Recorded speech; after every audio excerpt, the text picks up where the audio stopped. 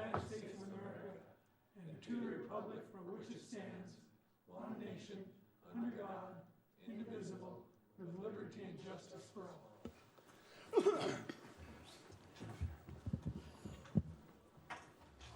Roll call, please. Mayor Paxton. Here. Mr. Eisenbeis. Present. Ms. Nelson. Here. Mr. Knox. Here. Dr. Ween. Here. Mr. Mosher. Here. Mr. Christensen. Here. Any corresponding or agenda changes?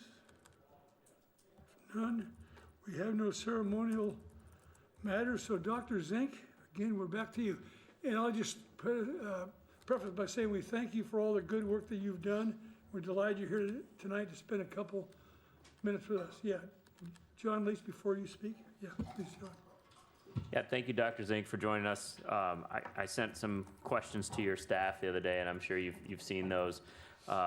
So we really appreciate your time, and hopefully with the increase in cases here in Alaska recently, it'd be great for you to speak to the community through our assembly meeting to just talk about how the state is aware of it, they're monitoring it, kind of discuss how contact tracing works, and then what your expectations are for the state over the next 30 or 60 days or so. Great. Thank you, Mayor, and thank you, Assembly, for the opportunity to speak before you all today. This is becoming one of my favorite parts of the job is virtually touring the state via council meetings and getting to see all the different locations and the different people and all the different ways we've been able to respond. I did put together a couple slides with SICA specific data. I don't know if you guys have that, or I'm also happy to share my screen and to pull that up, but our team just pulled a few of the slides for SICA specifically. Would you like me to share my screen, or would you want to pull them up from your end? What's easier for you all? Please share your screen, yes. Okay, sounds good. So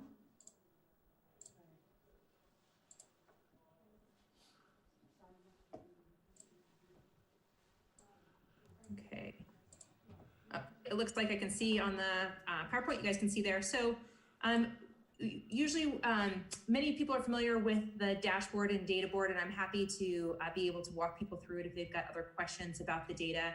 We're constantly changing this and trying to update it and provide additional information, but I did have the team just pull the other day some of the specific data to the SICA area, and I was going to talk a little bit about some of the changes. So a couple different things on this first slide. You can see kind of this your borough area for specifically for testing.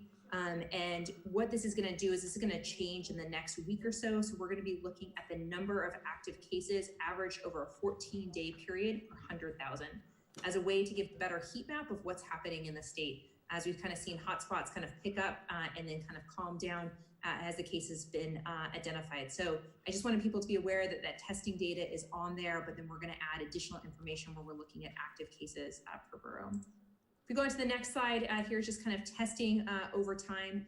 These are the test results that are reported back to us. As you guys have already experienced and probably know, oftentimes you know the test results before we do, which is fantastic. But both the negative and positive cases are reported back to us as a state so that we can kind of track to see overall testing, what's happening statewide, and making sure that all areas are having access to testing and being able to test regularly. A couple comments specifically about testing, just because this comes up, and then I'll talk a little bit more about kind of projections and what's happening in the state overall. There's a lot of questions about the different testing mechanisms and false positives and false negatives. I think it's important to remember that all of these tests are tools. None of them are perfect. I think one of the really challenging things with COVID is there's no clinical exam that's 100% consistent with COVID. You can't look at someone and say, I know for sure that that's COVID. People can have such a variety of symptoms, from being completely asymptomatic to very mild symptoms to really much more significant and severe symptoms and getting quite sick and ill. And right now, the CDC is really clearly saying that all of these tests, we should treat a positive as a true positive until we know more about it, because the risk of missing a positive test, and that any of the machines can be counted as a true positive. So the Abbott Now, which is kind of oftentimes referred to as the rapid test, is one. Cepheid, which I know that you guys have experience with. The state lab has testing, commercial lab testing. There's over 115 different testing platforms out there now for looking for active infection. A couple different things just to comment on about it is what these tests do is they look for RNA particles in the nose or in the mouth to be able to see if that RNA exists, and it's specific to this specific virus, COVID, the SARS-CoV-2 virus specifically. Some people can be shedding that virus for a significant period of time after they have resolved their symptoms, and we can have kind of residual pickup associated with that disease. And so sometimes we see people testing positive for a really long time afterwards. People will often say, well, doesn't that mean that that's a false positive? I think it's important to take that clinical case and put it into a larger context. Again, we treat each positive as really a true positive this time, but maybe it's the end of their viral shedding. They've kind of essentially recovered their disease and they've just got a little bit of viral shedding left. And happy to kind of talk a little bit more about how we clear people clinically and what that looks like. Regarding false negatives, there's definitely a lot of false negatives out there. Again, it's dependent on how well someone's able to collect the sample, if they've got enough virus in their nose at that moment to be able to actually register on the machine, the transport medium that it was put into, as well as the time from the time it was collected to actually being run on the machine. So there's a bunch of places it can break down. And therefore, if someone's got symptoms consistent with COVID, it's important that they are not out in the public, that they are staying home if they're sick, and that they get a repeat test. I think one of the other different things about COVID specifically is how much virus people shed prior to their symptoms starting. And so we see quite a bit of shedding, particularly the 2 days prior to symptoms. And so there's a lot of question about asymptomatic versus pre-symptomatic spreading. On the individual basis, it's really hard to know what that looks like. If I feel fine today, I may be shedding the virus today and not develop symptoms for a couple days or not develop it at all. And that's been one of the challenges of identifying this disease quickly. And part of the reason why we're really encouraging people to stay that 6 feet apart as well as wear a mask to minimize the chance that viral shedding is affecting someone else if they're pre-symptomatic or asymptomatic and spreading. The Abbott Now test is a very fast machine compared to some of the other ones. I also kind of think of it like a Keurig cup. It can only do one at a time, so you can't do a whole bunch at a time, but it is very helpful, particularly in our rural communities, to be able to get testing more quickly rather than having to send things in. The other thing is we've done our own independent study of the Abbott Now test used around the state, and we found actually really good correlation with the state test. That's different than the national data that's out there, and when you look at the studies that were published on the national data, there was problems with collection as well as the specimen that it was placed in. And so again, it speaks to the importance of having it collected appropriately and putting it in the right specimen. So we see the Abbott as a useful tool, and we do trust positive on it. If someone's got symptoms consistent with COVID and it turns out negative on that test, we are asking to have them sent in, but we aren't asking all of them to be sent in like we used to because we saw such good correlation. And then moving on to the next slide, this is just a little bit about confirmed cases in the region, it looks like the data team did not change the topic title, but it has the Sika data. I just did Wrangle, so it looks like they kept the title. Apologize for that. And one thing I just want to mention is these cases under investigation. It's when the team either is still kind of interviewing the case or there really isn't necessarily a clear link.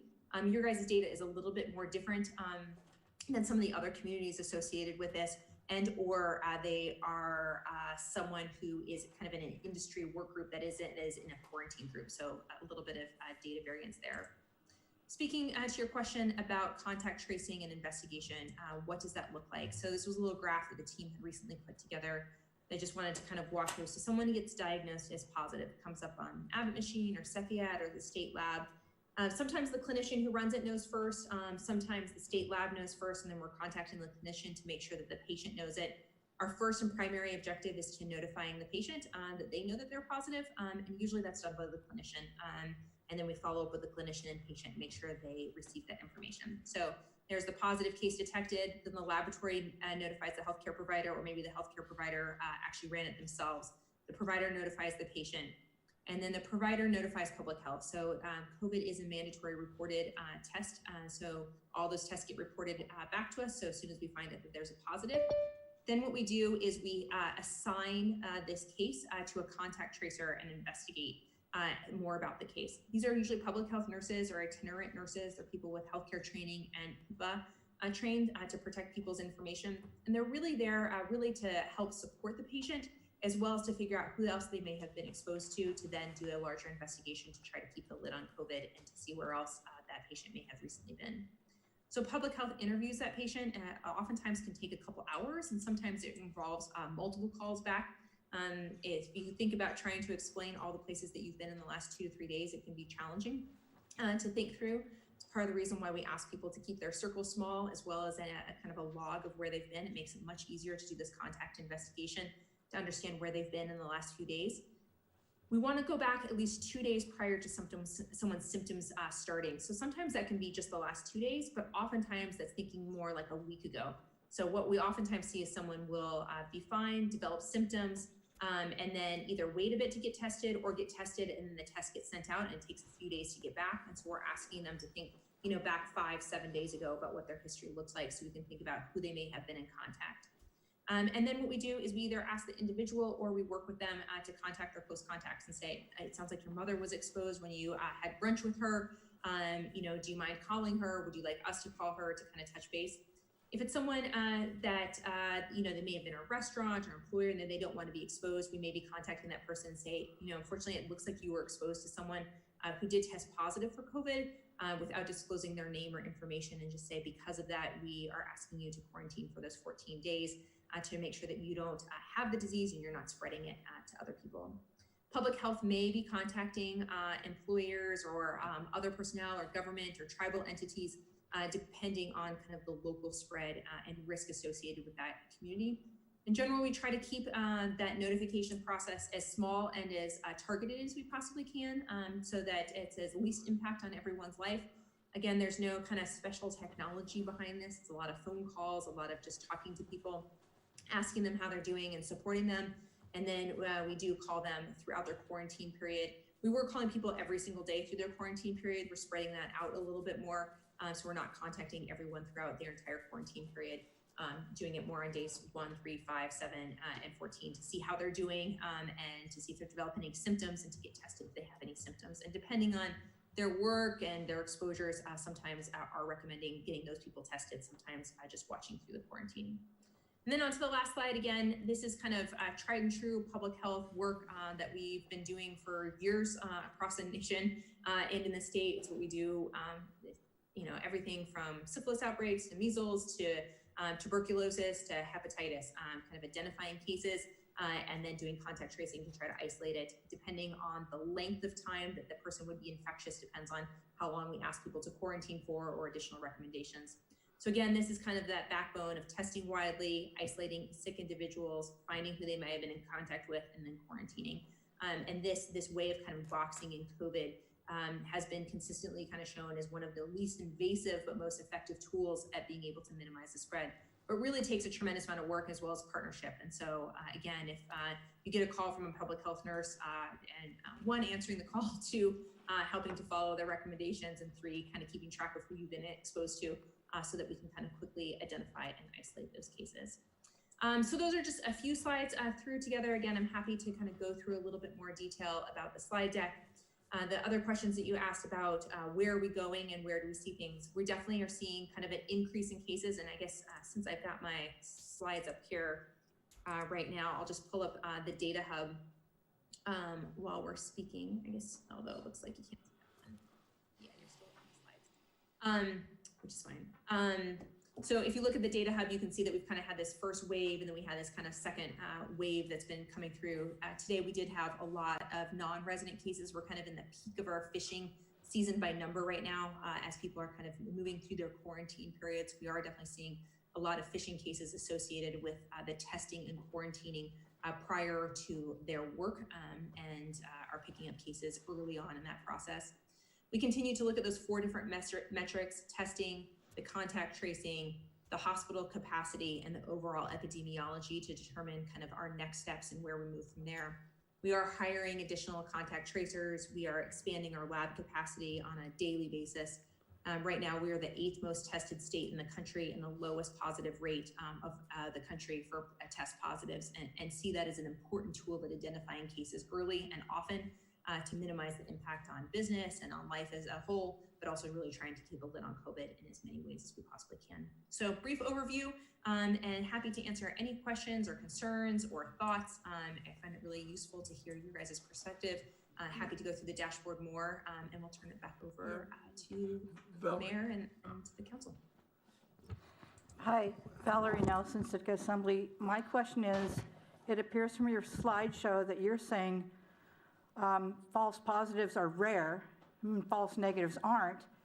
By the same token, our first 2 cases, they were positive first, then negative, and because of the way the state does it, the public's getting angry by being told that, yeah, we have no false positives.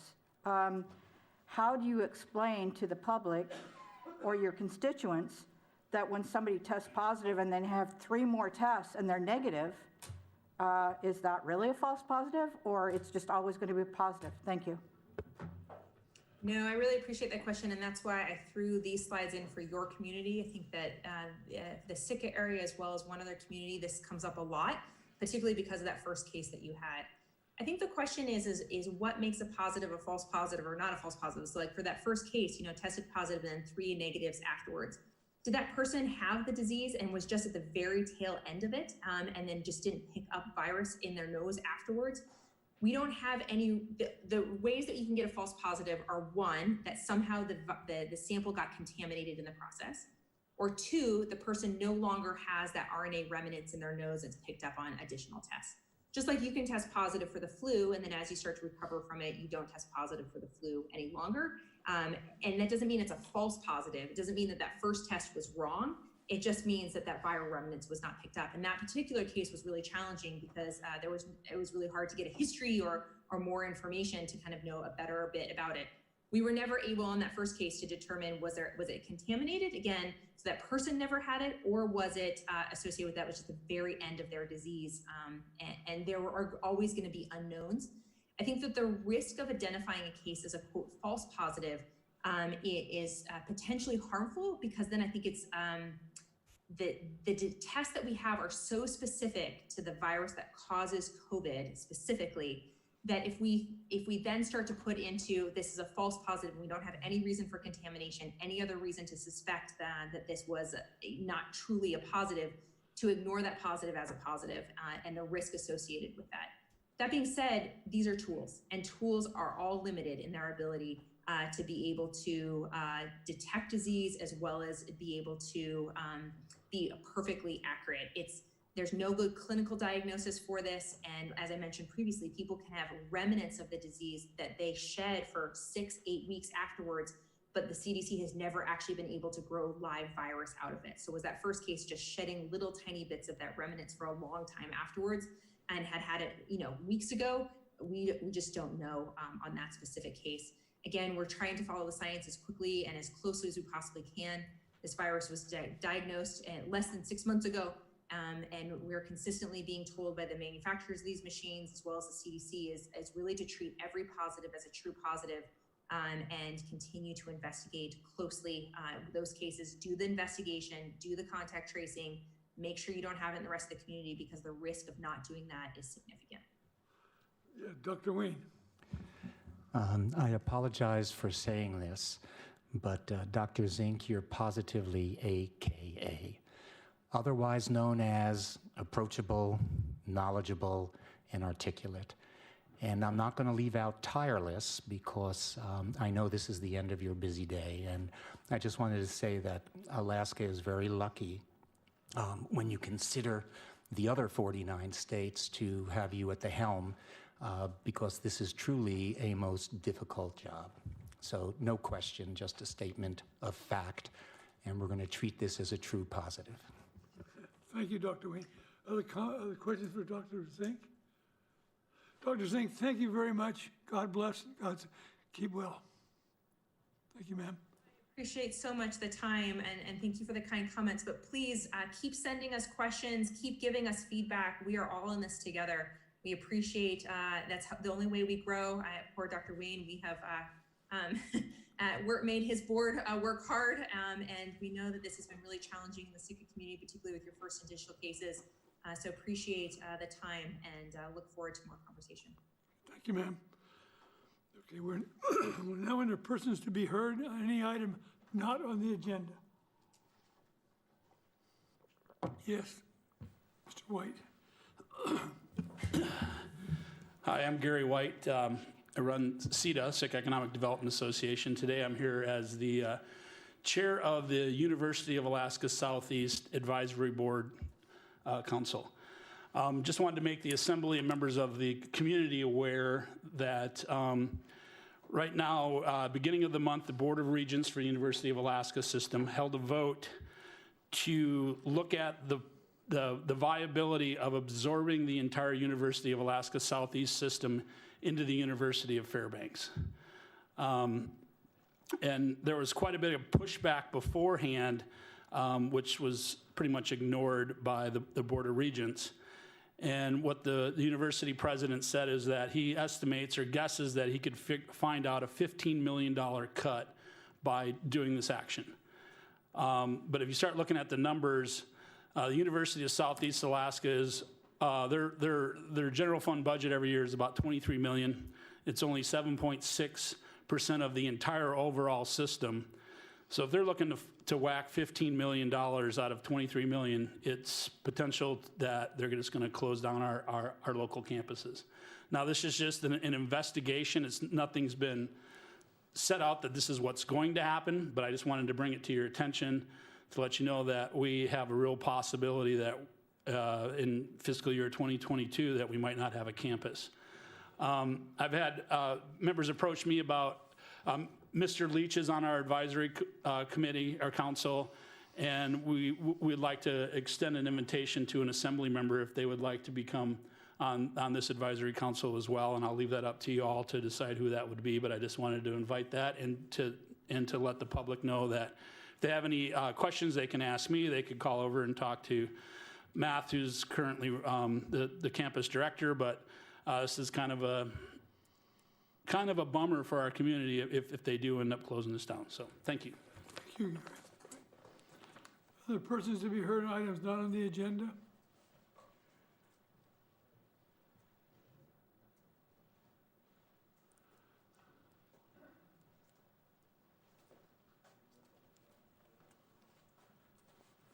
Good evening, Mr. Mayor, members of the Assembly. You may have noticed coming in that there was some people outside at the statue. There was an online petition on Saturday that went out, and it's over 900. For the record, your name, please? My name is Doug Osborne. There was an online petition that went out on Saturday night. It has over 900 signatures, and it's for the city, and it is the statue is a gift to the city to consider removal of Baranof. I think all over the country, people are examining what our symbols are and what's good as a teaching tool and what's more of a symbol. And in the petition, it's change.org is where you get this. You do it electronically, and you can read different comments. I wanted to read one comment that really kind of brought it home for me. It says, I'm signing because as a proud Tlingit-Haida woman, every time I walk by the statue to participate in community activities that are held at Centennial Building, I'm faced with a constant reminder that some of my ancestors were brutally murdered by this man, and our city deems it acceptable to showcase this man as a savior rather than what he was. Please consider the healing effects of removing this statue, and please consider the healing effects it would bring Indigenous people in the community. So I'm hopeful that our city will consider that. I think that there's an opportunity here for healing and reconciliation. I think that there's a chance for us to come up with something that would be better. And even I was heartened to have a shared moment with Marshall out there, and we both agreed that history was important. I just think the statue's quote says that we may live in peace and enmity in this region forever, and that didn't really captivate or capture this guy's life. So I think we could do something better. I've heard tons of creative ideas. I hope we can put our heads together and do something democratically, do something that people could appreciate, and at the bottom line, do something that really fits with the core values we have as a small town around respect. Thank you for your consideration. Yeah, thank you, Doug. Melissa, our time is not running. Yes, ma'am. Come forward, please.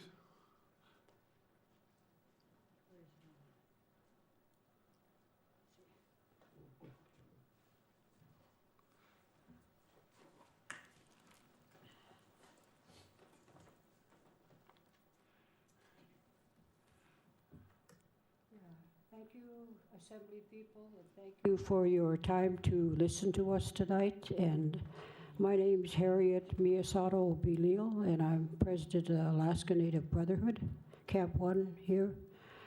And as Doug Osborne just told you, there is a movement or a petition to take the statue of Baranof out of the front of the Centennial Building. And I would like to speak in favor of that. And, you know, if you all, and most of you probably do know the history here in Sitka about the 1804 battle with the Kiksati people when the Russians came over. In Totem Park, we have the totems and the land that's the Kiksati people owned, you know. We also know that the SJS land there was donated by the Tlingit people and Chief Catlian and all of them. And I would like to remind everyone here that our people were not treated even very good then, and they died defending their land here. And if you read all the history, 1804, you will learn all that. And also, I would like to say that racial prejudice just doesn't stop, as we all know. And sometimes it goes down from generation to generation. And I'd had two grandfathers that were founders of the Alaska Native Brotherhood, Chester Worthington and James Johnson.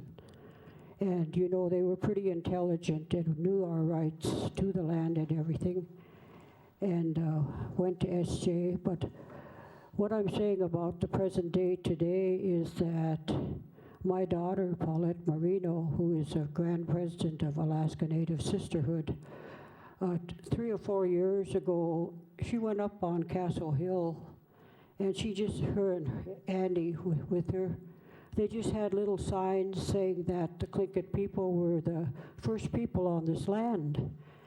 And then they were told by the organizers of Alaska Day, no, you don't belong up here with these signs. Would you please leave?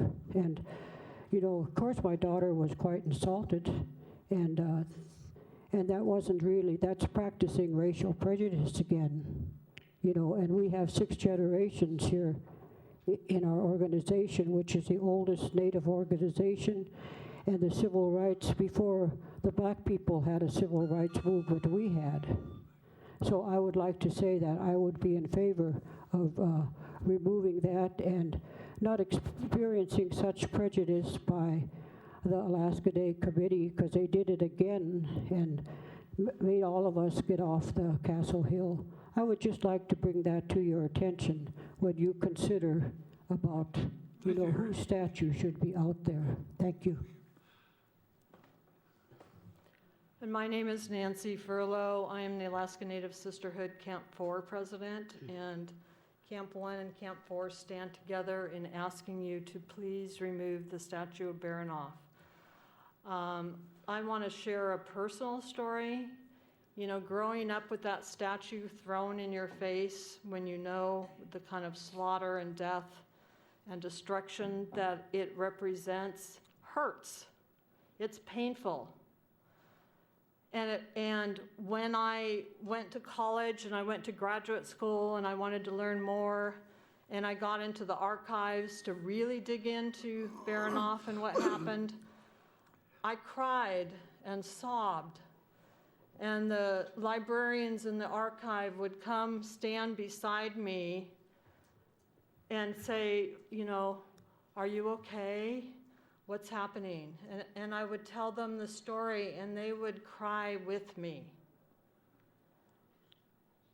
Then I have children and grandchildren, and they see that, and they hear those stories of that man who took so much from us, changed our lives in ways that are still unfolding. And I, as a parent and a grandparent, have to watch that pain move into them and their lives. And I have to teach them how to carry that. So we are asking you, please, please stop this. Please. Take a moment to really think about it. How many of us want to see, I mean, it's bad enough when we have to experience stuff ourselves, But when we see it in our children and grandchildren, I'm telling you, it rips your heart apart. It really does. And we have an opportunity and a moment here. And so I am asking you, and we're standing together, Camp 1 and Camp 4, to please remove that statue. Gunachish, thank you. Thank you, Nancy. Thank you. Other persons to be heard? Anything not on the agenda?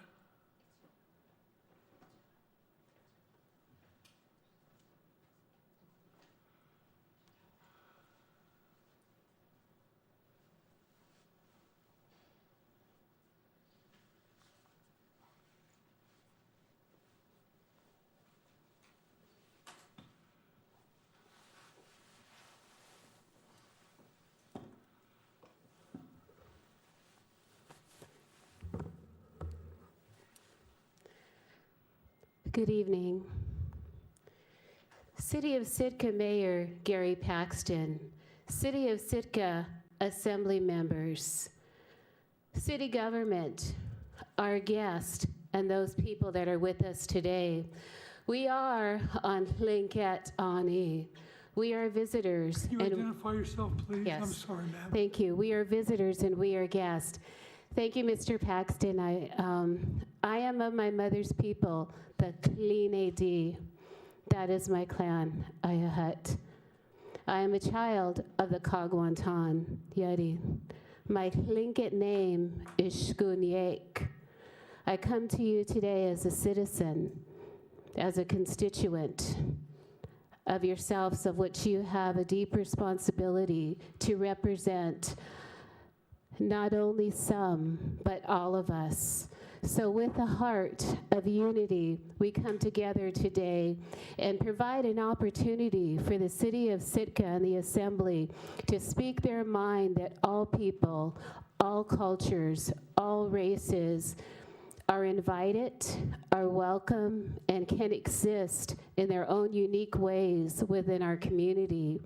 One of those ways is to have a place in an island that reflects the first people of this land, that reflects the true history of the people, to have statues, benches, signs, memorials, not only to those who have been here in the last 200 to 300 years, but those who have been here for time and memorial. My English name is Paulette Marino. I am a woman of Tlingit ancestry, Hispanic ancestry, and Japanese ancestry. At this time, I support the removal or the moving of the Baranof statue. The time has come. As you look at the world and the issues in the world right now, you would not be alone in having a place of which you have a governance and a responsibility to have something to replace the Baranof statue, to come together as a people. You are our neighbors. We are neighbors together, and you have that stewardship to have Sitka truly be representative of all cultures and all people. But please respect the people whose home this is for time immemorial, because we partake, I don't know how many of you have had salmon berries, halibut, all the other gifts of the sea. And please set in it, but that's because people took care of it for time immemorial. I would like to conclude at this time in a spirit of peace, in a spirit of love, and in a spirit of challenge, that you as assembly members and as our mayor conduct yourselves in your personal life with words of kindness, words of unity, words that we can be proud as a member, and we welcome all cultures to join us. And I thank you so much for this time. Thank you. Thank you, Paulette. You're welcome. Very all good. Yeah.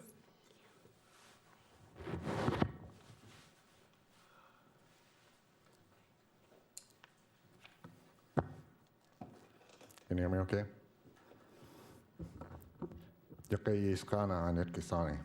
My name is Tom Gamble. Thank you all for coming here this evening. There's been a lot of stir in recent days, and you've heard a lot of testimony from just a few of our citizens so far about the removal of the Baranof statue. Weighing in on the subject from a historical standpoint, I come from the same family that was impacted by a lot of what the people have already spoken to. The figure itself is a bronze statue. It symbolizes some horrific things, but it's a part of our history. If you recall, at one time, if you grew up here in Sitka, there used to be some old petroglyphs in the center of our town, and those were moved.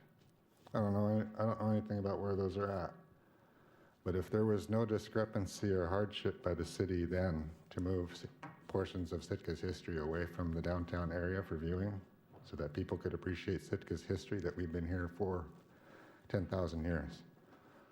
And we respect and honor that 150 years was here and gone, that the Russians had a very expansive network. I had the honor and the privilege of being a federal employee and assisting some of the most brilliant minds on Russian-American history that are known on the planet. Dr. Zhafalgan and so many others have given their time to be able to sustain their own history. With that respect, maybe there's a place somewhere that's similar to what we have to do with our clan hats. Most of our clan hats and our regalia are kept privately for viewing only at special times for special people. And if that's the case, keep that as a part of the Russian bishop's house history. It was a private donation. It shouldn't be turned away completely. It doesn't stand for the best history. But when my family comes back to tell the story, we don't feel like we were ever beaten or trodden. We don't tell the story that our tails are tucked away. We said this is the guy that we beat in 1802, in 1804, in 1805, in 1806, in 1807, in 1808, in 1809, until finally he decided to give us a peace hat.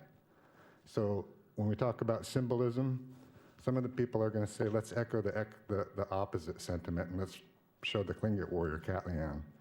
I'm going to one-up you a little bit. Let's show the real great warrior who stood for peace, equity, and civil rights. And let's put a bronze statue of Elizabeth Bradovich at the center of our roundabout. One day I was in leadership as a president of Alaska Nativehood. A very strong woman in my family challenged me to stand up for the women. So let's do that. Let's take that first noble step. Thank you. Thank you, Mr. Gamble. Right?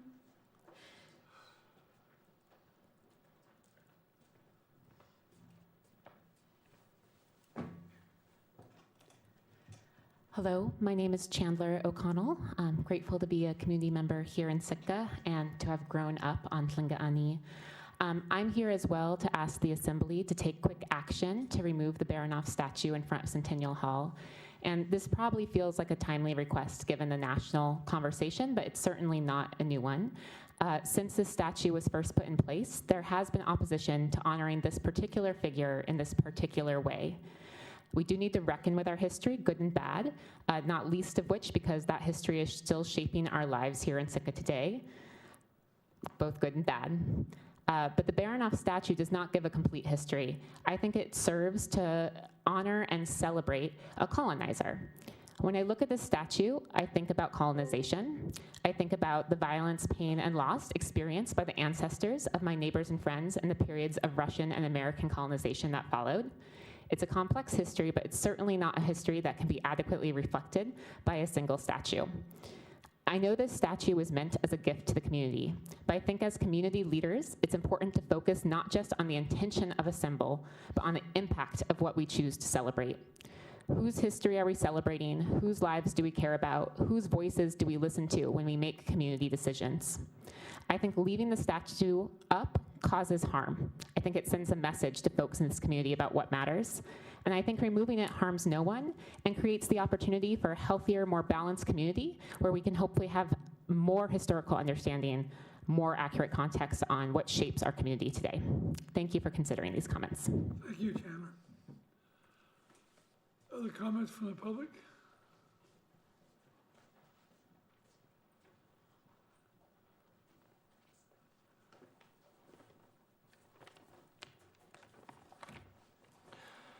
Good evening, members of the Assembly. My name is Andrew Hames, and I am joined by my brothers, Roger and Brian. We speak tonight on behalf of the Hames family. Over 30 years ago, our grandparents, Lloyd and Barbara Hames, and their children gifted the statue of Alexander Baranof to the city of Sitka. In a Sitka Sentinel article dated October 16, 1989, Will Swagel interviewed our grandfather and wrote, Hames said his family agreed about 2 years ago that a statue of an historic figure would be a fitting gift to the city to commemorate their 40 years in business here. At the time, Baranof most appealed to the family simply because he was a businessman who exemplified a pioneering and entrepreneurial spirit. No ill intent was ever meant by our family with this action. The conversation in the community surrounding this statue has ebbed and flowed over the years and has surfaced again in light of recent national events. The statue was intended to celebrate our community's rich history and the humble role our family has been fortunate to play in it. Keeping in mind the statue was a gift, we have consistently remained silent on weighing in. We recently met as a family to discuss this very issue, and we solidly agree on 2 points. One, our family is grieved to know that the statue offends or makes any members of our community feel uncomfortable in any way. We value and appreciate the rich diversity of Sitka's people, and we feel that whether the statue stays in its current location or is moved elsewhere is not our decision to make. The statue was a gift, and like any gift, whatever is ultimately done with it is up to the recipient, the city of Sitka. If the statue is removed, we are in favor of it going to a museum or some other display where it can be treated as a work of art that it is. The statue was sculpted by an Alaskan artist, Joan Bugby Jackson, and we would respectfully ask that it is not defaced or destroyed out of respect for her work. In closing, we want to say that we love this community and the people who live in it and make it what it is. Dignity and respect and honoring diversity and culture are some of our core operating values as a company. These values do not stop at the front door of our businesses. They guide us in the lives we try to live as Sitkans. We feel our friends and neighbors have shown a great deal of grace and respect towards us as a family as we navigate this issue as a community. We appreciate that, and we thank you for the opportunity to speak on it. We leave this decision in the capable hands of the Assembly of the City of Sitka. Thank you. Thank you. Thank you, all of you. Well done.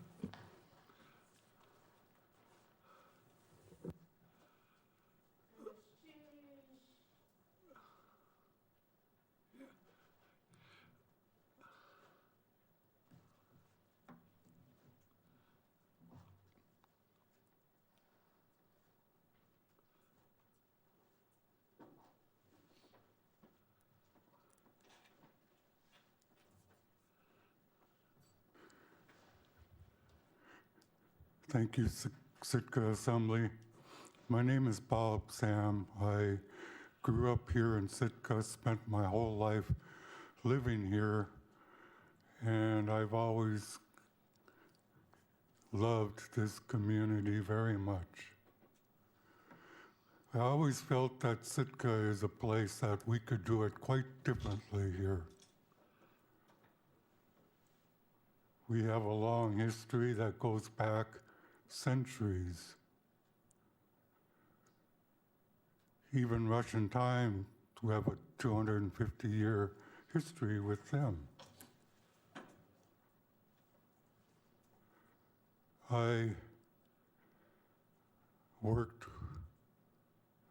for the Isabel Miller Museum back when this statue went up.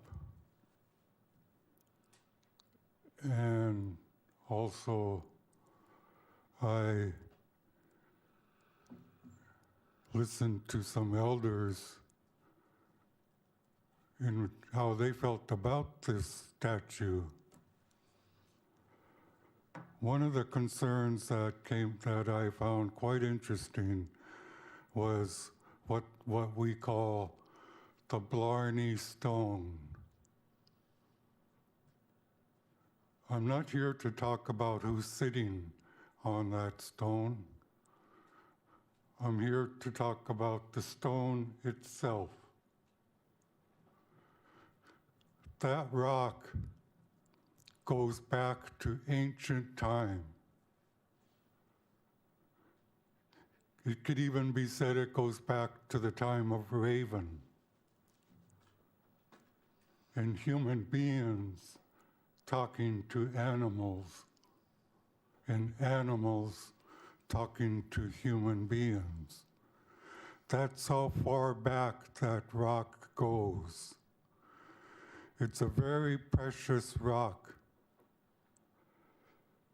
Many people don't know the story of this rock, and I'll be very brief.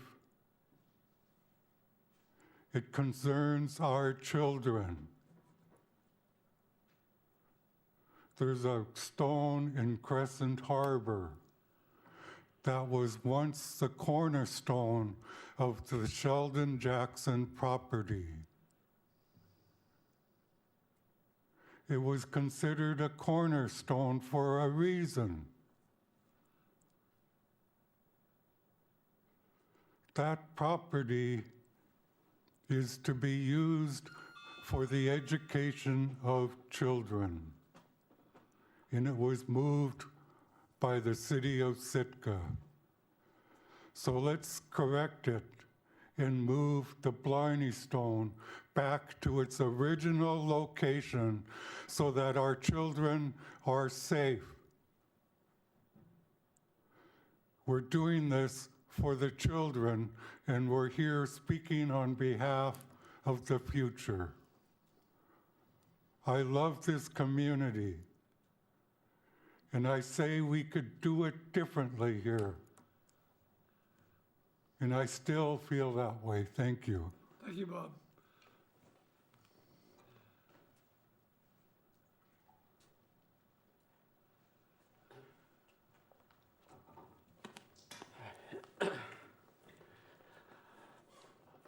My name is Scott Maxwell. I'm a Sitkan by choice, not by birth.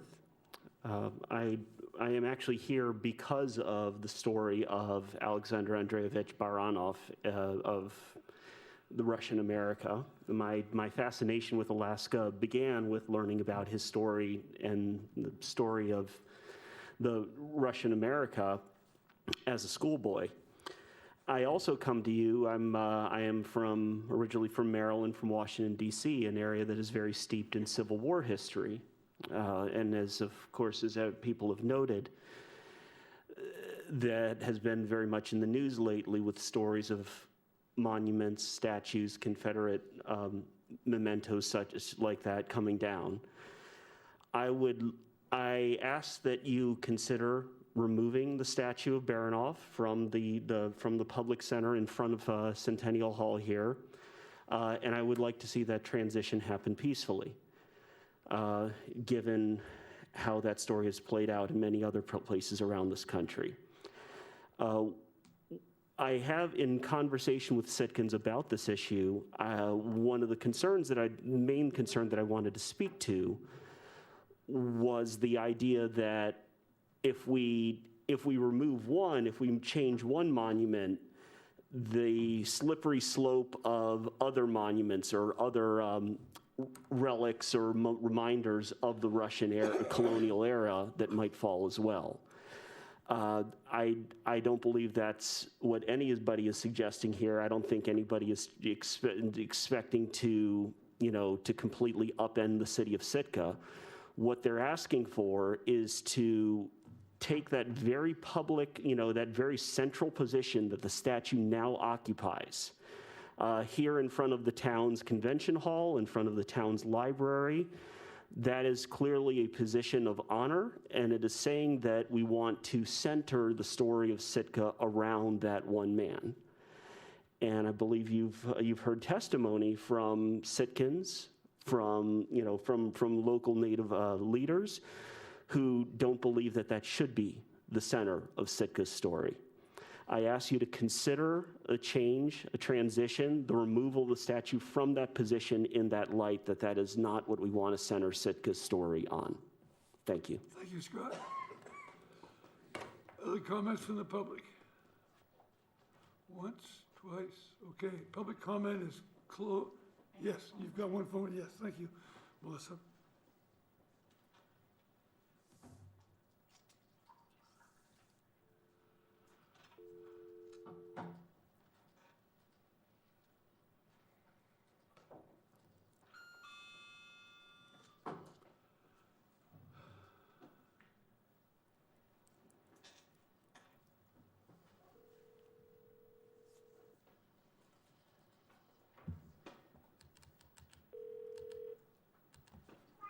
Hello?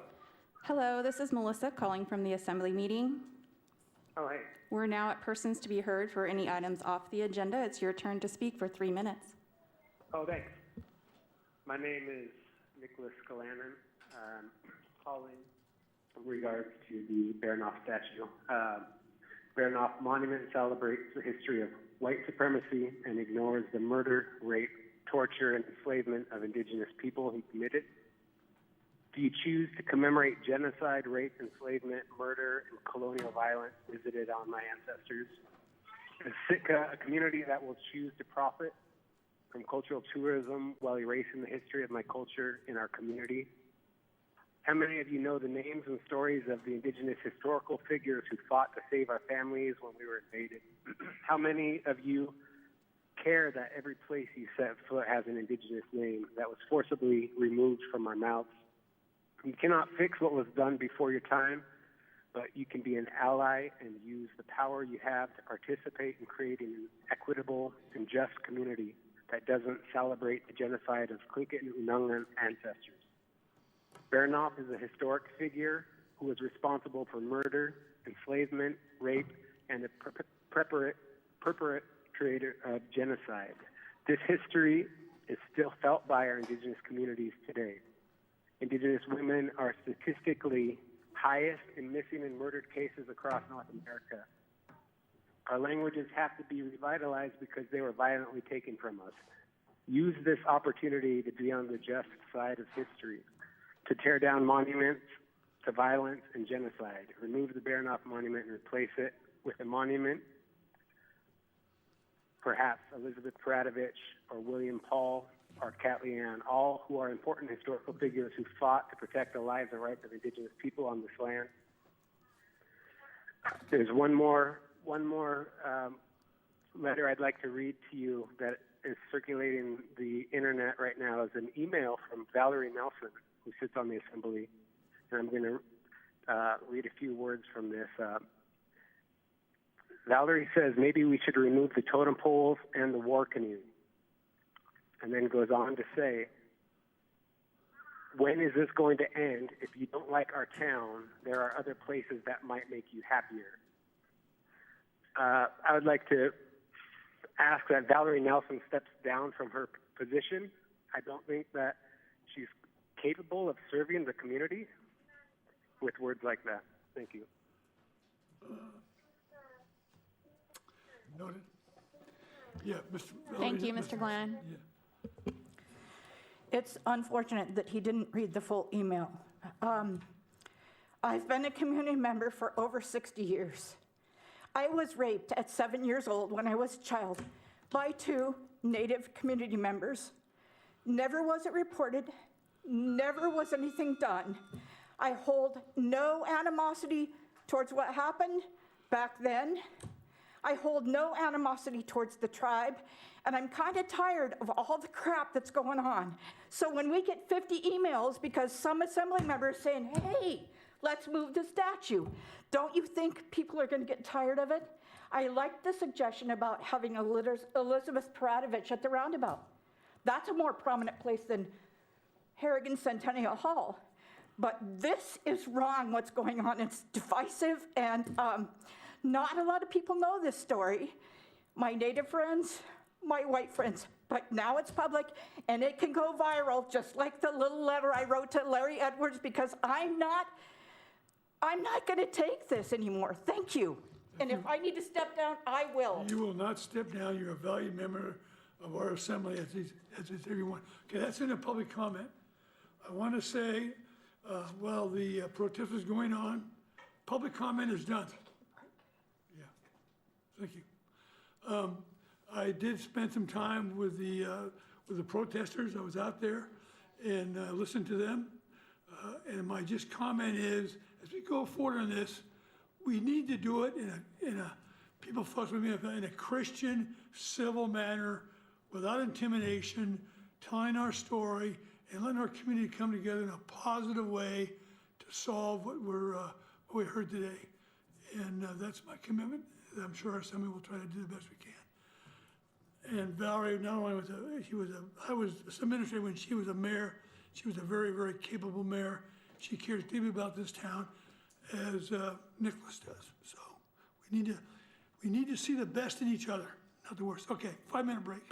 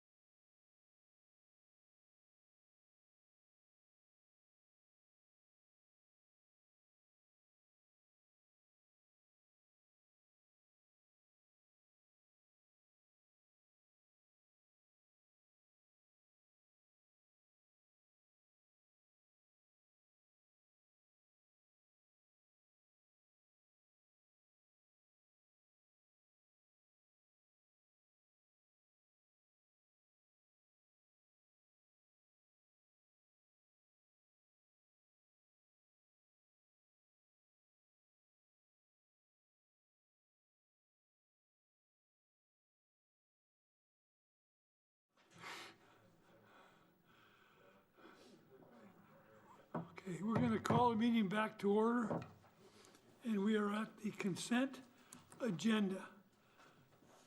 Do I have a motion to approve the consent agenda? I move to approve the consent. Pardon me? I'd like to pull item D. Okay. I move to approve the consent agenda consisting of item A, approving the minutes of the June 9th Assembly meeting, item B, 2124, approving a new liquor license application and premises diagram application for Harbor Mountain Brewing Company at 1209A Sawmill Creek Road, and item C, approving an application for the renewal of a retail marijuana store license for Anna M. Cleaver, DBA Weed Dudes, at 1321 Sawmill Creek Road, Suite J and K. Item D has been pulled. Do I have a motion for item D? Pardon me? Consent agenda first. But don't we need to make a motion before I do the consent agenda? I'm just asking. Help me out here. After. We did consent agenda of A, B, C.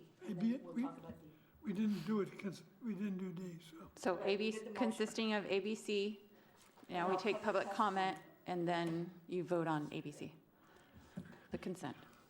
Do we not? Public comment for ABC. Okay, thank you. I thought we did the public comment on A, B, and C. Back to the assembly. Yes. Well, we always approve the minutes, but I'd also like to make a mention that there's a new brewery in town, and that's one of the things that we approved, which is interesting. It's the resurgence of the old Baranof brewery. And just as important, we have the Weed Dudes, which has been the community leader in this. And just want to say, thank you, Michelle, since I see you here. So you're just a dude to me. Other comments from the assembly? My only question is, when we approve a brewery, where's the samples? You're not allowed. Later on, later. Okay. Other comments from the assembly? Call for the vote, please. So on item, the consent agenda items consisting of A, B, and C, Mayor Paxton? Yes. Mr. Christensen? Yes. Mr. Knox? Yes. Mr. Mosher? Yes. Mr. Eisenbeis? Yes. Dr. Ween? Yes. Ms. Nelson? Yes. Thanks, you. I now got my stuff together. We're at item D. Can I have a motion on item D, please? I'd like to make a motion to approve item D with the following correction to numbers, and that would be, and the resolution is to have on the first and final reading setting the millage rates for the fiscal year July 1, 2020 through June 30th, 2021.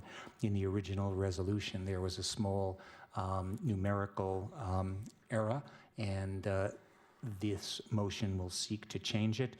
The personal and real property value is now $1,178,465,099.00. A second? Second. Public comment? 990, but that's fine. It's back to the assembly. Further comment from the assembly? Call for the vote? So to approve Resolution 2020-22 on first and final reading, Mr. Knox? Yes. Mayor Paxton? Yes. Dr. Ween? Yes. Mr. Mosher? Yes. Ms. Nelson? Yes. Mr. Christensen? Yes. Mr. Eisenbeis? Yes. Motion passes 7-0. Okay, we're now under item E, under boards and commission appointments. Can I have a motion on item E, please? I move to approve Jeff Budd to an unexpired term on the Library Commission. Second. Public comment? When I grow up, I want to be just like Jeff Budd. Okay. Public comment from somebody? Call for the vote, please. For item E, Mr. Christensen? Yes. Dr. Ween? Yes. Mr. Eisenbeis? Yes. Ms. Nelson? Yes. Mr. Knox? Yes. Mr. Mosher? Yes. Mayor Paxton? Yes. Motion passes 7-0. Now go to unfinished business, item F. I move to approve ordinance 2020-32 on second and final reading, making supplemental appropriations for fiscal year 2020, secure rural school support. Second. Second. Comments from the public?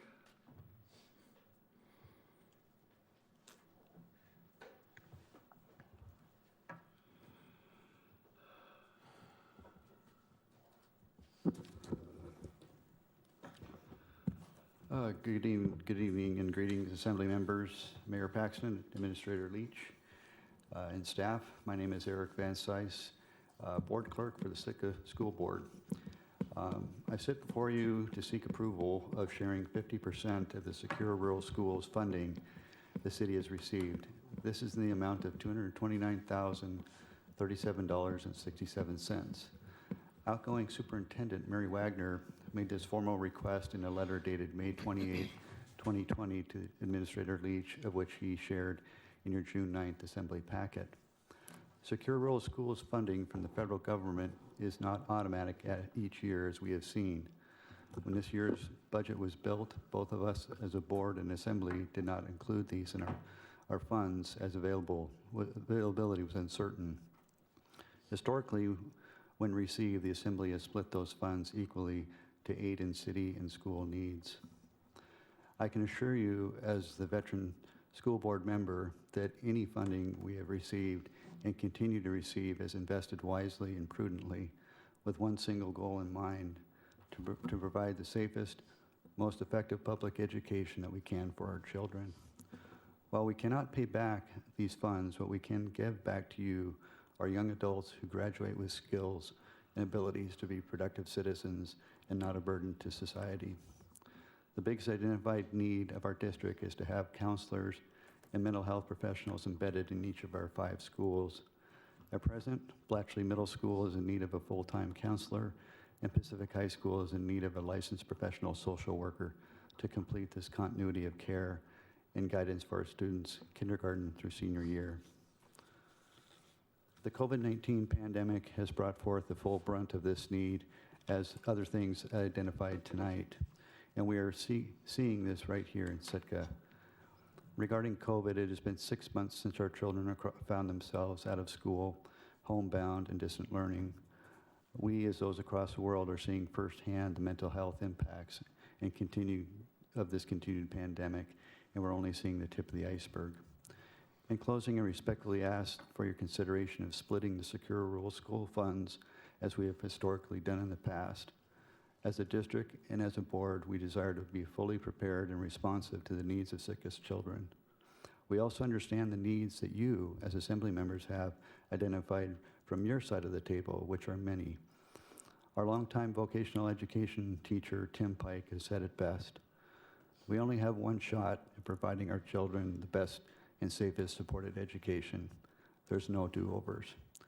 Thank you for your time, and on behalf of the board and our community, we thank all of you for your hard work and support. It is appreciated. And just a side note, I'll be here next week when there's discussions regarding the CARES Act, but I'll be available here for the rest of the meeting if there are questions. Thank you. Eric. Other comments from the public? That's twice. Back to the assembly. Yes, Dr. Wayne. I have said it previously that the Secure Rural Schools Act is dual purpose regardless of its name. It can be used for roads and it can be used for schools. This is $229,000, and it is my notion that that money should be kept in the city coffer to be utilized for road repairs. The CARES Act money is not able to be shifted to the city for those types of general chores, but the CARES Act can be shifted to the school. I am very happy that they presented $430,000 request for the CARES Act. And as I challenged the school board last time to bring it forward, I will challenge them again. I would heartily support additional monies to the school district. And they need to be, I think, a lot more creative, and I think they can be. And then if they meet some needs through the monies from the CARE Act, they can shift those funds to whatever else they might feel appropriate. But I think that we need that money, the city, and the school district has been funded to the cap and then some, and is now going to receive $430,000 from, from the CARES Act.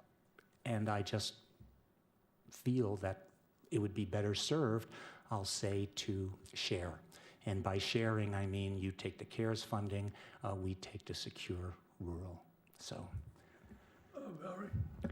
And I did vote for this on first reading and said I would research. I've gotten quite a few calls from concerned community members about how bad our roads are and that there's ways the school district can get more money. So I probably am a no vote on this. Thank you. I'll just make it quick. I voted yes last time. I'm going to vote again today. I think a 50-50 split is fair, but I also want to reiterate what I said last week was that, we're probably going to have to make some serious budget decisions, 6 months from now, or depending on how things pan out, we're going to have to make some hard decisions. So just because I'm voting yes on this right now, I want people to understand that we're going to have different conversations a year from now. Thank you. A couple of things. First of all, if there's ever a time that counselors are going to be needed in the schools, it's going to be this year. I'm thinking about my kids who are thankfully incredibly well adjusted, way more than I was when I was that age. And they're upset about things. And I don't, and if they, given what I think is the incredibly privileged lifestyle they have I can't imagine how some of the other kids are dealing with it. And we can't use CARES Act for that. The CARES Act money, number one, has to be spent by the end of the year. So you can't have employees that you hire and they'd have to all be done by the end of December, nor can it be used for anything that has already been budgeted. So we can't say, okay, you're gonna, whatever item X on the school board budget, we're gonna cover that with CARES. That is not allowed. It cannot have been previously budgeted. So we can't shift money around with CARES. It's illegal. I know that the full length is the Secure Rural Schools and Roads Act, but schools are in there. And I think that splitting it is appropriate. Nobody was expecting this, and it's really nice that we can have it because they weren't going to have those counselors. Of course, when they did that budget, they didn't realize just how badly they were going to need those counselors, because I can't imagine a more appropriate time to be adding counselors to the schools, because the kids are coming off of, everything's being thrown out there, and there's all these, tension basically in the entire country, let alone the community, and the kids feel that. And this is, I think, an appropriate time for them. So I think it's appropriate that we split it with them.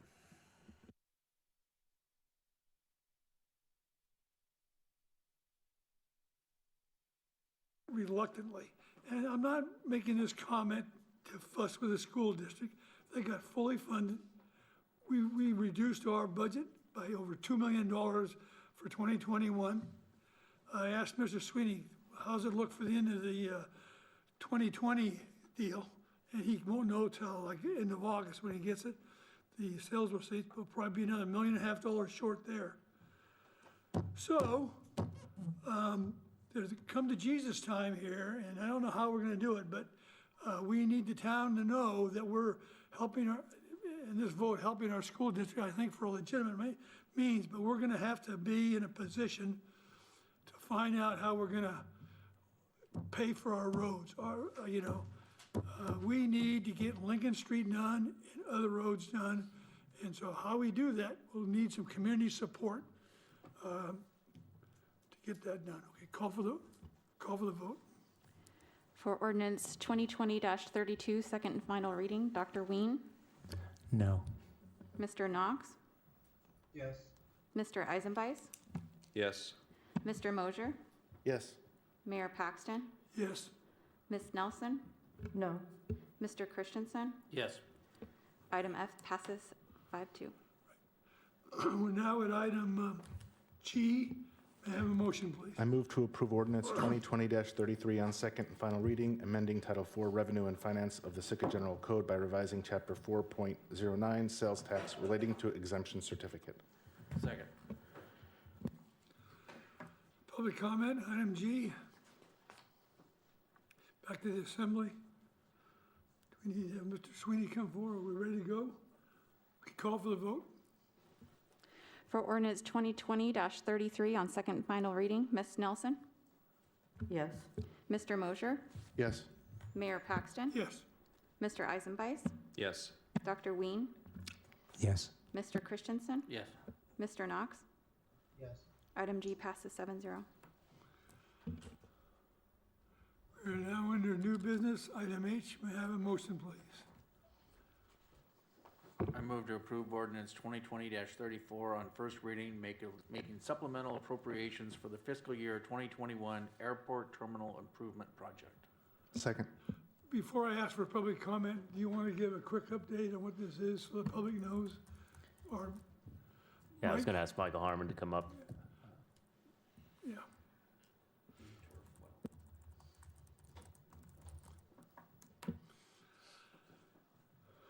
Yeah, you're a basketball player. Let's move the pace there, big guy. Right. Good evening, Mayor and Assembly members. Michael Harmon, Public Works Director.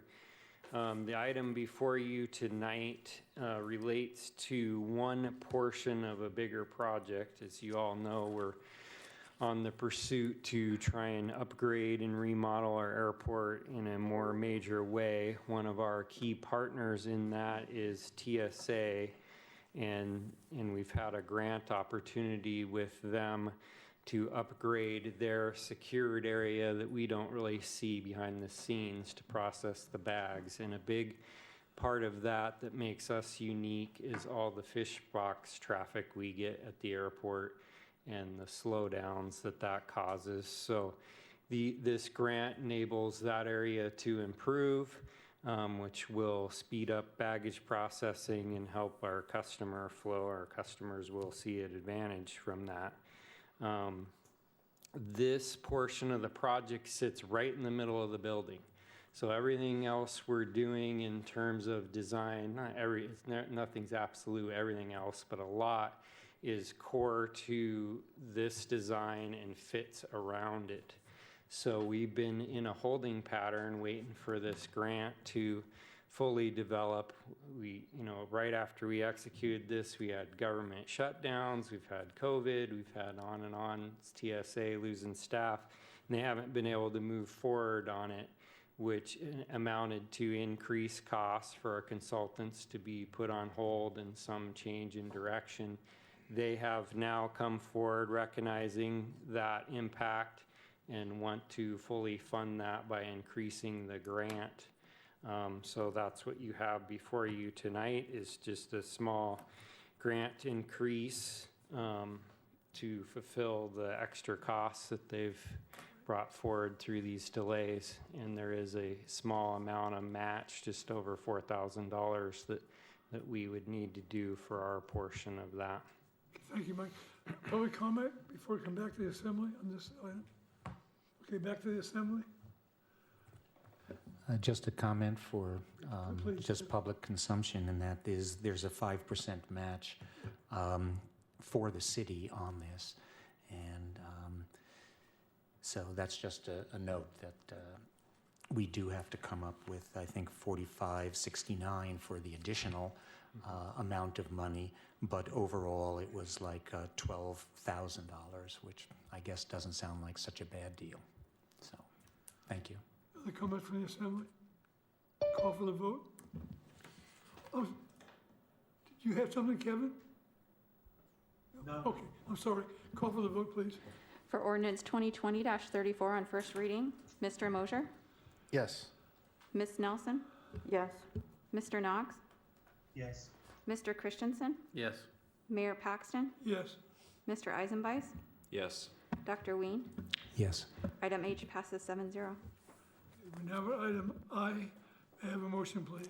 I move to approve ordinance 2020-35 on first reading, making supplemental appropriations for fiscal year 2021 COVID-19 reappropriation. Second. Good. A 1-minute deal, John, before I have public comment. So when we declared the emergency last fiscal year, or back in March anyway, we came forward with an emergency appropriation after that for $500,000 for emergency spending. We're reaching the end of the fiscal year, and to carry that funding forward, the second reading, the original appropriation, expired at the end of this fiscal year. So to carry it forward into the next fiscal year, to have that funding available for FEMA reimbursement and have these pathways, we need to reappropriate the funds. Of the original $500,000, we've spent $125,000, just over $125,000. So we're requesting the balance of that with a little bit of contingency be reappropriated so we can have that available until the emergency expires or the end of the fiscal year, whichever occurs first. Good. Public comment? Okay, back to the assembly. Yes, Dr. Wayne. Mr. Leach, I know this is a reappropriation to make the monies available, but this, I'll call the COVID problem, has been ongoing for a while. With this new appropriation, do you have any concepts of how, in the various categories, this money might be spent, or what you're thinking about it? Or is it just there in case we need it? It's there in case we need it, and we still have a project open with FEMA right now. So there are some things that qualify for reimbursement and others that don't. Sometimes when we bring things forward to FEMA, they say that's more of a CARES Act issue. So we're trying to find that balance, but knowing that some of this spending is reimbursable through FEMA, I'd like to have that pathway available. For instance, emergency isolation, if we have to take people into non-congregate housing, this is where we would pull for that funding. If it's rooms at one of the local hotels, emergency PPE, meals, overtime wages, anything directly related to the emergency, we would use this funding, and then we would submit for reimbursement through the open FEMA projects. Other comment from the assembly? Call for the vote. On ordinance 2020-35 on first reading, Mr. Eisenbeis, Yes. Mayor Paxton, Yes. Mr. Christensen, Yes. Dr. Ween, Yes. Ms. Nelson, Yes. Mr. Knox, Yes. Mr. Mosier. Yes. Item I passes 7-0. We are now at item J. May I have a motion, please? Oh, yes. There's no motion. Thank you. This is for discussion, direction of a request to purchase a portion of track A11 of Whitcomb Heights subdivision encompassing approximately 41,000 square feet near the corner of Cushing Street and Kramer Avenue. Amy, you want to come forward, please? Yeah, she wrote a pretty definitive memo for us to decide what we want to do. Thank you, Mayor Paxton and Assembly members. Amy Ainsley, Planning Director. So the memo that I brought, or that I put in the packet for you, outlines some of the information about the land. We had a request from a entity, Pioneer Land Development LLC, to purchase a 41,000 square foot portion of Tract A11 of the Whitcomb Heights subdivision, which is north of the current Kramer development. And then there's some aerial maps that were included in your packet if you're looking for a little bit more location information. The way that our sales process works is that unless there is some instance that would make competitive bidding inappropriate, all sales of municipal land need to be done through a competitive bid. So though the request is made by a private party, that land is not necessarily guaranteed to that party. We still need to go through a competitive process. So that's why this comes to you as an administrator-sponsored item and not as a request from the initial applicant on the project. So a couple of the things to keep in mind here that I think need to be discussed by this body and then given staff direction on how you'd like us to move forward is first and foremost is to answer the question, do we want to keep or sell the land? We took this before the Planning Commission a few weeks ago, and they felt that disposal of this land was appropriate and that putting it into private hands for development would be good for opening up residential opportunities. Wait one, any Assembly member disagree with that? I have some questions. Okay, questions are granted, sure. There are several questions, and they may seem to be all over the place, but apparently there is Fund 705, the Benchlands Capital Project Fund, which has $333,000 for the administrator. Are those fundings, is that amount available for general fund use? Should we require it? Was that a yay? Just to, because I really didn't know that there was this type of fund, and I'm always looking for something in our back pocket if we might require additional fundings, like for the roads. If we sell I'm just property, kidding. it's got to go into the permanent fund, right? For the record, Yeah, Jay Sweeney, yeah. Chief Financial Administrative Officer. Dr. Ween, to answer your question, the question is yes. It can be reappropriated by the Assembly for any purpose. And also, I would say that in our quarterly financial reviews, we have noted that fund. Yeah. Now, we didn't certainly put neon signs on it out there right at the front, but it has, the balance has been consistently displayed in there.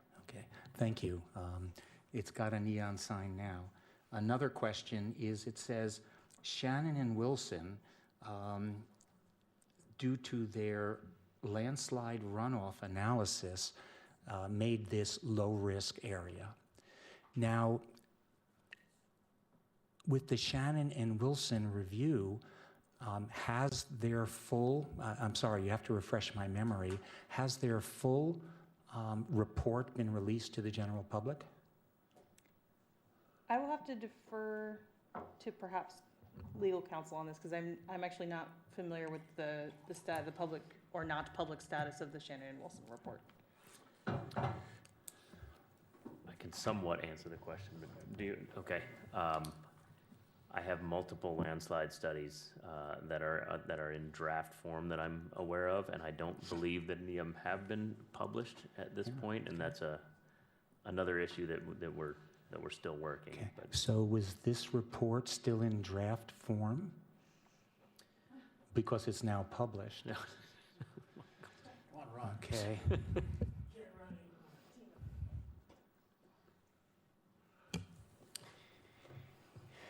Michael Harmon again, for the record. There is multiple Shannon Wilson reports in different forms. The two reports that are in final form and have been released to the public are the Kramer landslide, which is what's referenced here tonight, and the Gary Paxton Industrial Park report. The Kramer one was especially public and given out to the homeowners up there, and we had various public presentations on that one, given the residential homes and the impacts to the homes in Sand Dollar Drive and Whale Watch. Had a public meeting and had a lot more exposure to that report. So you had mentioned that these are in final form. Can we have an expectation that this will be available soon? They're available. They've been released to the public. We've had No, public not meetings. just the Kramer and the other, but So you the- said there are multiple, and some of them are in their final form. So those are the two that are in final form, and they're both available. I even believe the Gary Paxton one, I'd have to double check, but I think it might be on the Gary Paxton Industrial Park website. I'll have to double check on that. It's available. The draft one that we have right now is in association to the Gavin subdivision, and that's, Well, let's focus on this issue here. This Right. issue deal with what, with I'll- people who want to buy land from the city that we put in the permanent fund that they'll then develop for the public. So It's the will of the body if it's sold or not, but I do believe it should be RFP. It should not be made. Well, these are individual developers that are coming that wish it to be sold, and one of the aspects when you read this is obviously, one of the choices we can make is to sell it to them directly by giving them a I price. think we should do, I assume we're gonna do a request for But proposal. my opinion is Yeah. RFP. Right? Other- Some questions. Again, I'm just trying to go through the matrix here. This is Right. whether we want to sell it or not. Right, and And this then- directly go ahead. responsible for that. My question is, you said in your memo that this kind of high grades that parcel. And didn't really say how much they're high grading. I mean, does this make the rest of that parcel useless?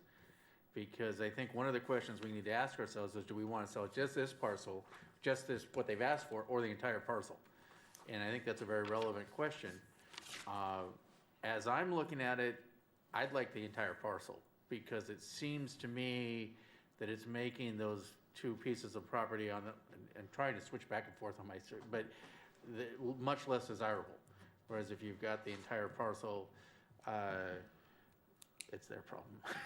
So to answer part of that question, it's difficult to say exactly the I impact of understand, high yeah. grading it, just because we would have to have an assessment or an appraisal of the full parcel and then taking this piece out of it. But I think, given that there are some what were identified as possible wetlands in the rest of the tract, it is possible that you're pulling out kind of the prime piece from the rest of the tract. So yeah, there is that risk of you're pulling out the prime piece and kind of high grading the option there. So yeah, that's definitely one of the decisions that I listed that staff would need direction on, is whether or not we sell the whole tract or the portion that's been specifically requested. Steve? Another comment that was made in the report is that it would appear that you're requesting, if we do subdivide, that we would then need to pay for the surveying and the subdivision. Is that typical? And why couldn't we have the winning purchaser pay for those costs? There are different ways to approach it. From what I've seen, there have been cases where the buyer does reimburse us for the survey costs at closing, or sometimes they'll reimburse us for half. So it kind of depends on how we structure it. But either way, since we're the owner of the land, and if we were to subdivide off this portion that's been requested, that has to be done before the legal transfer of the sale can take place. So we would, at bare minimum, we'd need to front the money, if not be reimbursed for half or all of that amount. Yeah, my inclination would be to be reimbursed for it, as we've already subdivided, we've put out lots, and if someone wants it further subdivided, I think that should be their responsibility. Michael, since you're here, off the top of your head, can the infrastructure in place handle more development in the area? The infrastructure in place is designed for the whole benchlands to ultimately be developed. However, it stops short of this parcel. So what we're happening is private development pushing that only specific for their development. So it is not sized for future growth. So what we'll be facing if that future growth comes is that needing to be replaced and upsized to accompany that. And so these right now are private lines, not something the city will be maintaining in terms of utilities. Road is a little bit different matter. Those roads certainly are big enough to handle this type of traffic and future growth, and we'd continue to upgrade those, move access further down as this develops, and we'd have a little bit more road to maintain and try and keep roads that people don't need to be on as we grow this to be blocked off, and keep our maintenance as low as possible to only what's needed. Is there any ability for us to say that if a developer is going to put in utilities that then transfer to the city at some point, that they are sized appropriately? There's different ways to go about that. You can do the LID approach, but with little homeowners up there, we're the biggest landowner along with sound development, so you'd have to work out the nuances of that. Sound development would certainly be a participant in that. You can also do what is called latecomers agreements, and you set that up with the developer who is pushing it at the time to put it in at the size that is needed for the future, and then as latecomers come on to use that system, they have to pay back and that goes to the developer to help recoup their costs, but they have to, of course, wait for that cash flow to when that would come. So it's more popular when a development's going to be fairly aggressive and they can see that cash flow pretty soon. So that's a little bit challenged perhaps in this case as well. Okay, and thank you for that. And would you make sure that we remember those points as we move forward on this? I think it's important to get land into people's hands that can develop it, but I think it's important that it's done right as well. And if we forget about our utilities, I think we're going to get hosed in the end. Thank you. Yes, Dr. Wayne? This excellent discussion has raised some other points, and that is what, as it goes with utilities and road maintenance and upgrades and so forth, what do you imagine the cost to the city would be for this type of development? For as proposed development, or if we did it to No, full build out? Well, okay, that's great. So proposed development, question one, full build out, question two. We know kind of what happened with, I'll say, Knutson Drive, and how people develop these things, and us taking over these facilities. So we do have to have oversight. So question one, as proposed, what kind of costs would it be to the city? And then question two. So as proposed, I only see a maintenance cost associated to maintaining the road that little bit further that we're down the road now. So plowing, grading, keeping the road up. It's got a good base as it is now. We have a very good platform to work off of, and that's the advantage of the Benchland subdivision. In terms of the utilities, how I'd view it, and there's different ways that reality can happen, but I'd view it that it would be developer driven.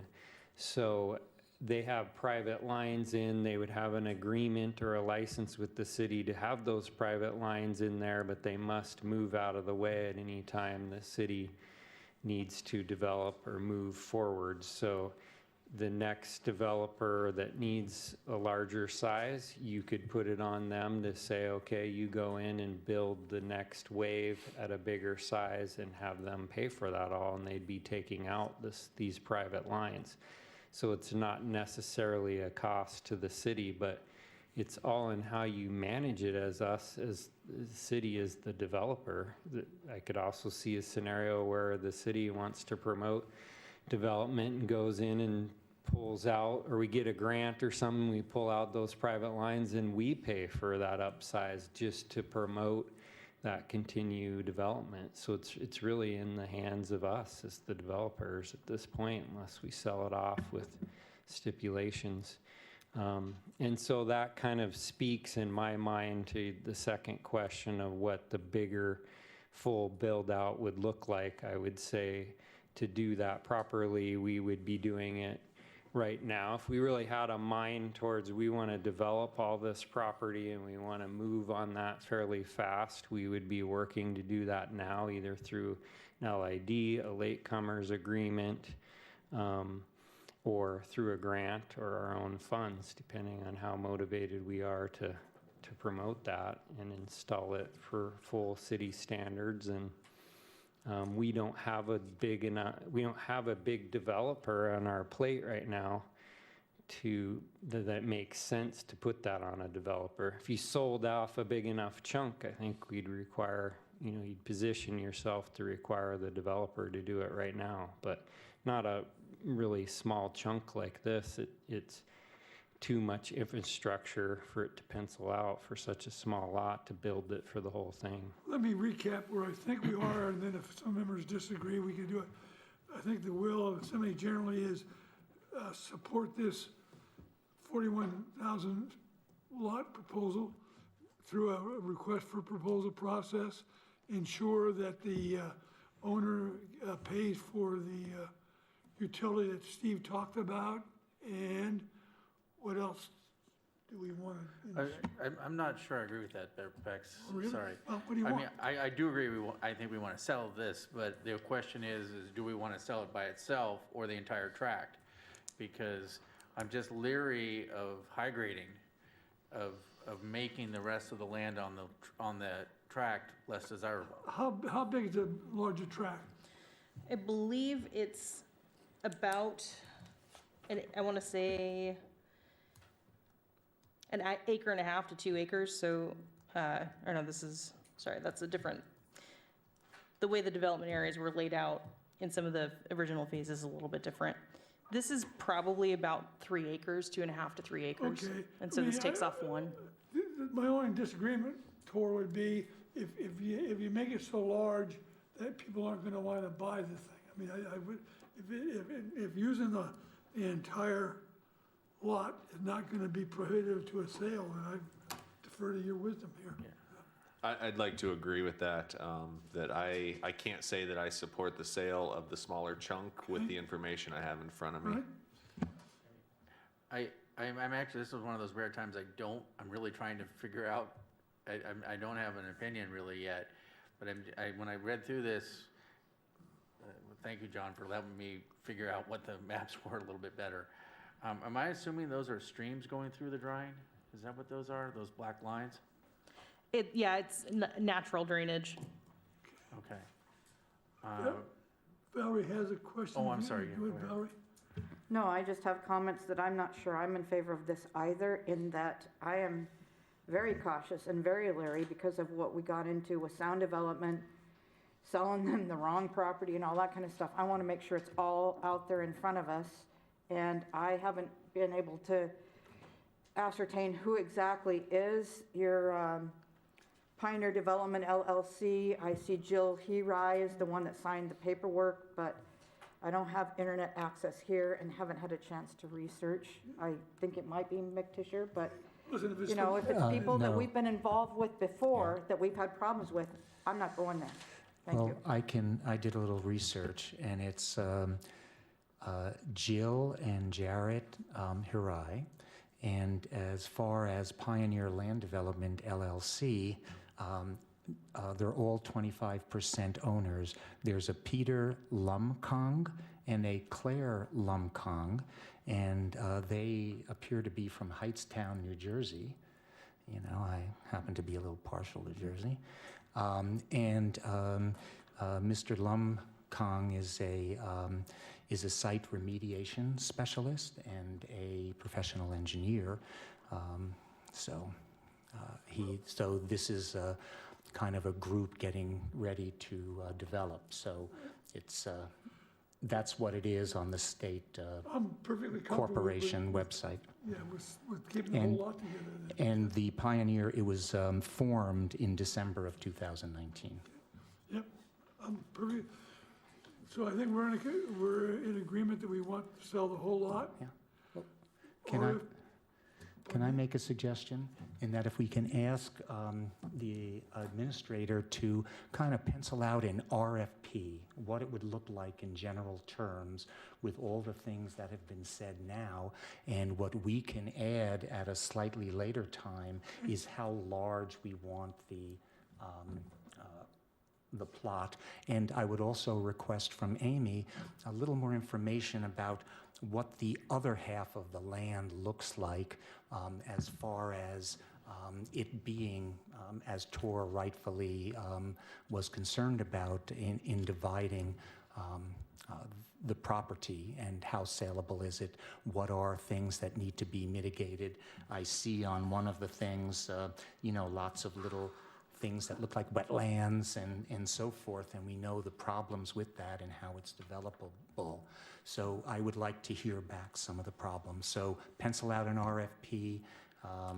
Let's hear what the true description of that other lot is. Do we have to go the full RFP route, or can't we just put it up for sale? I mean, as a competitive bid? I think with RFP, it gives us the ability to determine its use and what we want, and I think that, I'm happy to talk about it, but I'd rather have a little more control in how it's given up and how we're paid. And I thought Steve's idea was excellent about we've already subdivided the darn thing, why should we pay twice? And so I think all of these things are important points. Yeah, I kind of agree with Dr. Ween and Well, Steve. so do I. Let's wrap up the guidance, give it to the administrator, get on with the agenda.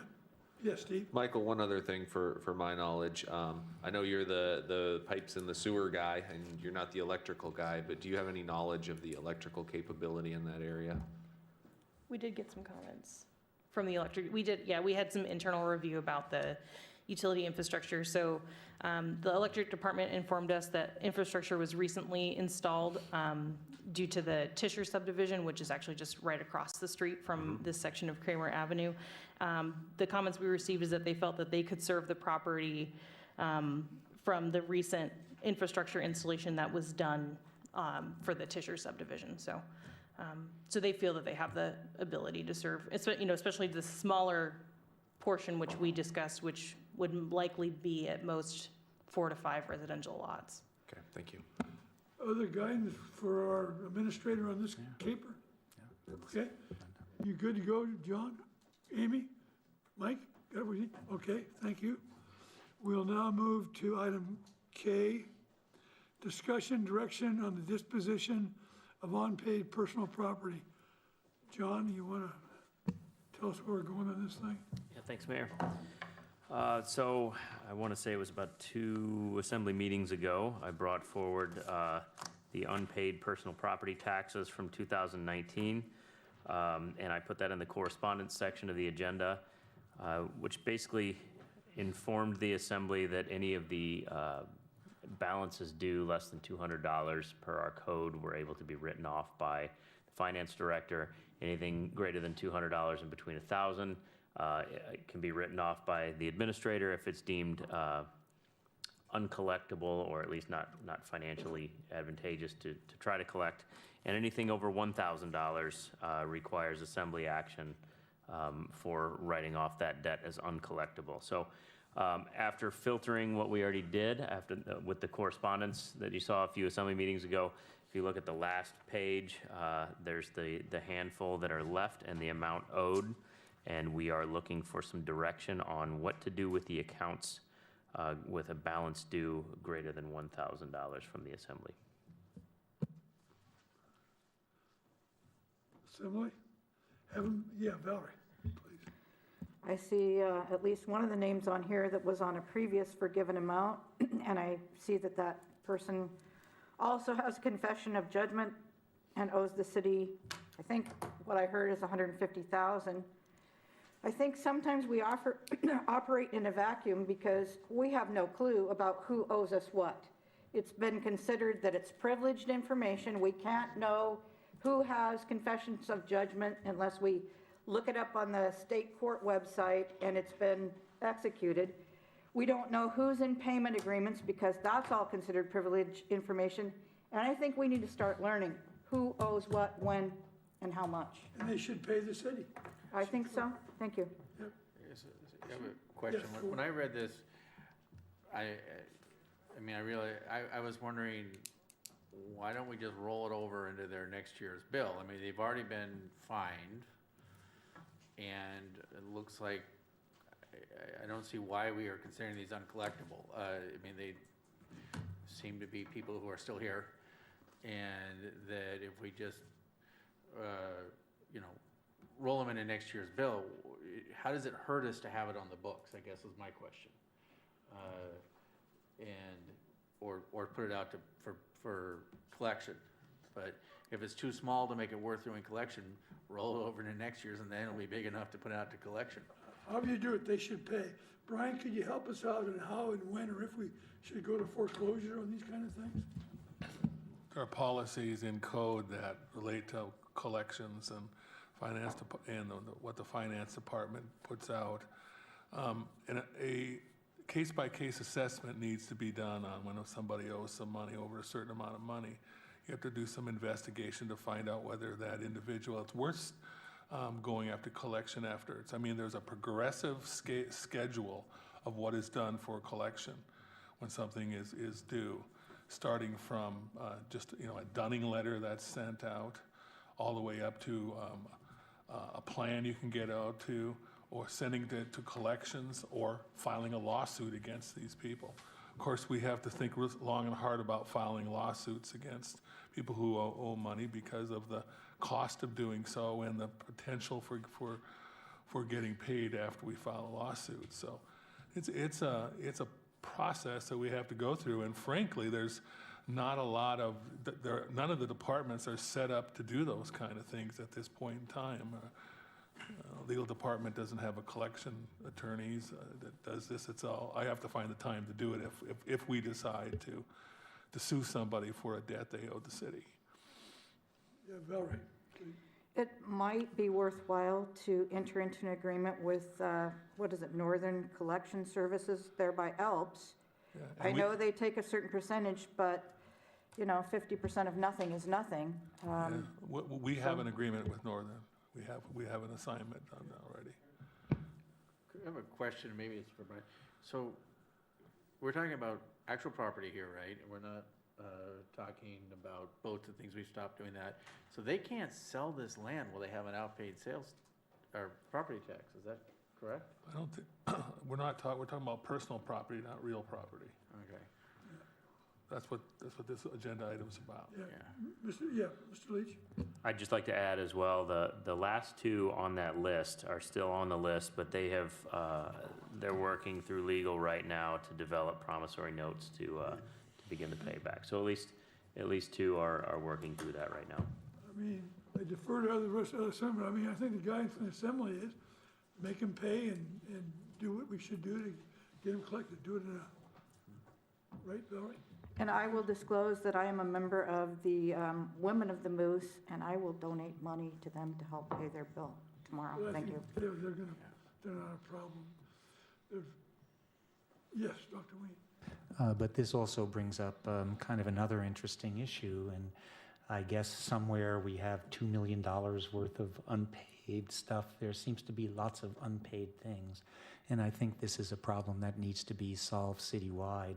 And I appreciate the fact, as you said, Mr. Hanson, that we don't have a collection attorney, and I appreciate what Assemblywoman Nelson said about Northern, and part of what the city does is in collecting monies is that there will always be a percentage of those who don't pay, and the other side is who have difficulty paying, and we need a good standard way to take care of it and not allow it to bleed into year after year.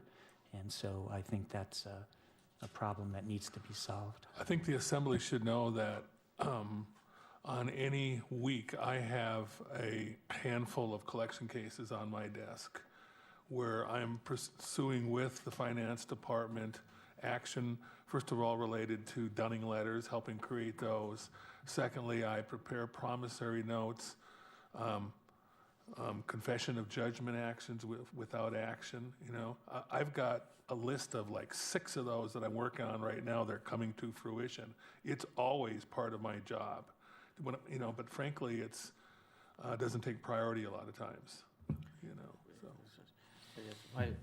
I would echo what some of the others were saying, that I think the one thing that needs to be brought up here is, even though it's a fairly small amount, it's such a very small amount, frankly, that the reason why people pay their taxes partially is because they want to support what we do, but also because, they don't want to get in trouble. And I think the benefit outweighs the actual dollars that we're going to get, in that if people know that we're not going to just drop it, then, okay, we're only going to gain $4,000 here, or probably $2,000 if we're lucky. But the next time somebody has to pay their taxes and they think, they actually went after them, we'll probably we may not be able to point to the balance sheet and say where we got the money, but it will make a difference. I agree 100%. It's the precedent that we set if we let it go. I think you have the guidance you need, Mr. Administrator? Okay? Any further? Okay, we'll go to item L now. So Brian, I'll turn this over. Could I ask a personal courtesy? This looks like we're going to have multiple presentations, and it could be a discussion. It is 5 minutes to the hour, so if we can just make believe and allow everybody to refresh, and then we can come back and listen with 5-minute break.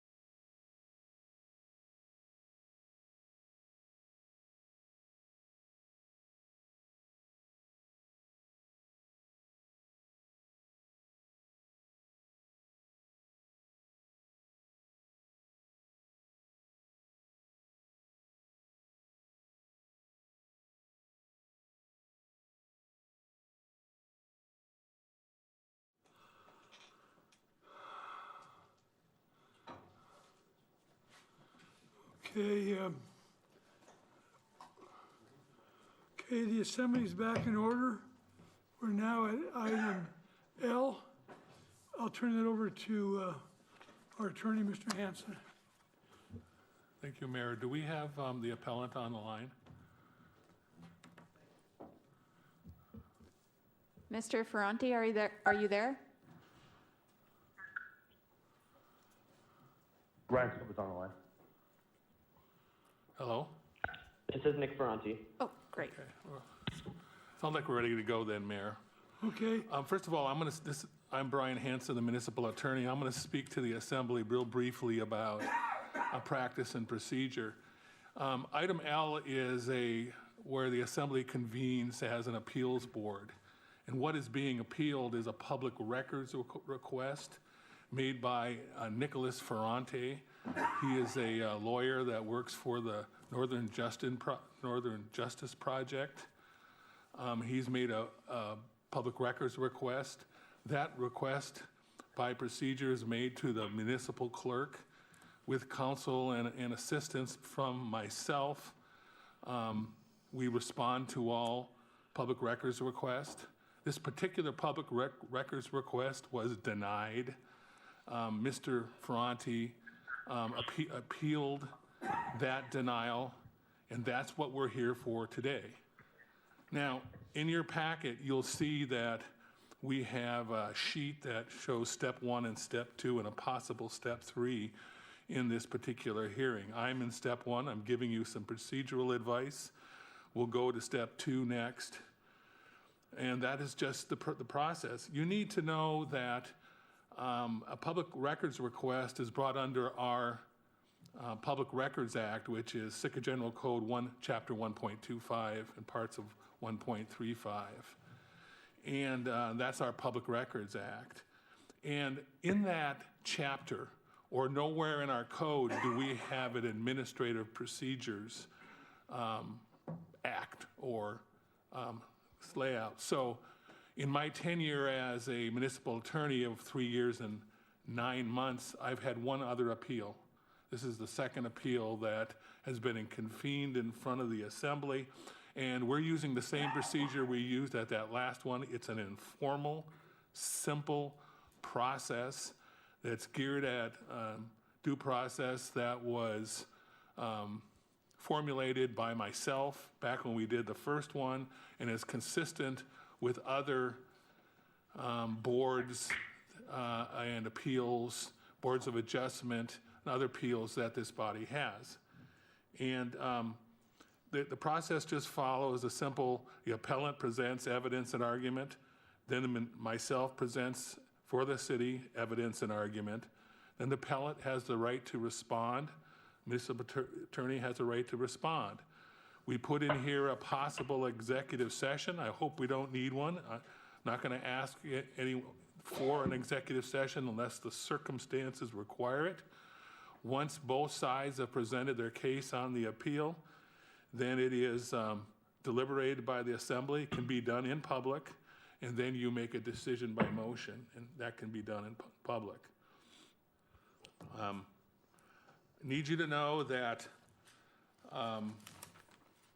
the standard of review for you, meaning you're saying, well, how do I decide this case? Well, you substitute your judgment. You make the decision whether or not the denial of the public request was proper, whether I had the right reasons to do it. The burden of proof is on the city. It's on the denial. It's on me. I accept that burden. Again, the process we follow is simple. It's in your sheet here. It's the mayor who presides over this, and it's the mayor who makes any rulings, if there are any rulings about practice or procedure. There are no formal rules of evidence. There are no formal rules of procedure. It's up to you to weigh the evidence. Let me give you an example. If some hearsay evidence that I don't know if you know what hearsay evidence was brought up. You can bring up hearsay evidence, but Mr. Ferranti could point that out, or I could point that out, and you might want to weigh whether or not it's credible. in the context of these informal, simple procedures. Now, before we get going, I strongly suggest that the mayor set some timing deadlines for this process so it's fair. So that each side has the similar amount of time to present their case in this. Again, it's going to be the initial presentation. I only need 10 minutes for mine. You should ask Mr. Ferranti what he needs. We should be somewhat consistent in there. The subsequent response should be less, whatever you, Mayor, decide as the amount of time Mr. you give for the Ferranti, first, you give for the second. Mr. Ferrani, is 10 minutes sufficient for you? That sounds reasonable, sir. Okay, if you do less, that'll be good. So are you ready to proceed? I am, unless there's any questions about the procedure.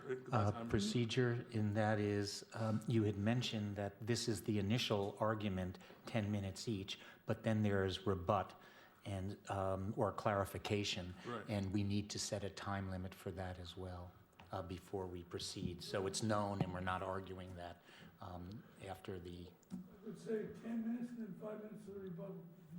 That would be more than satisfactory for me.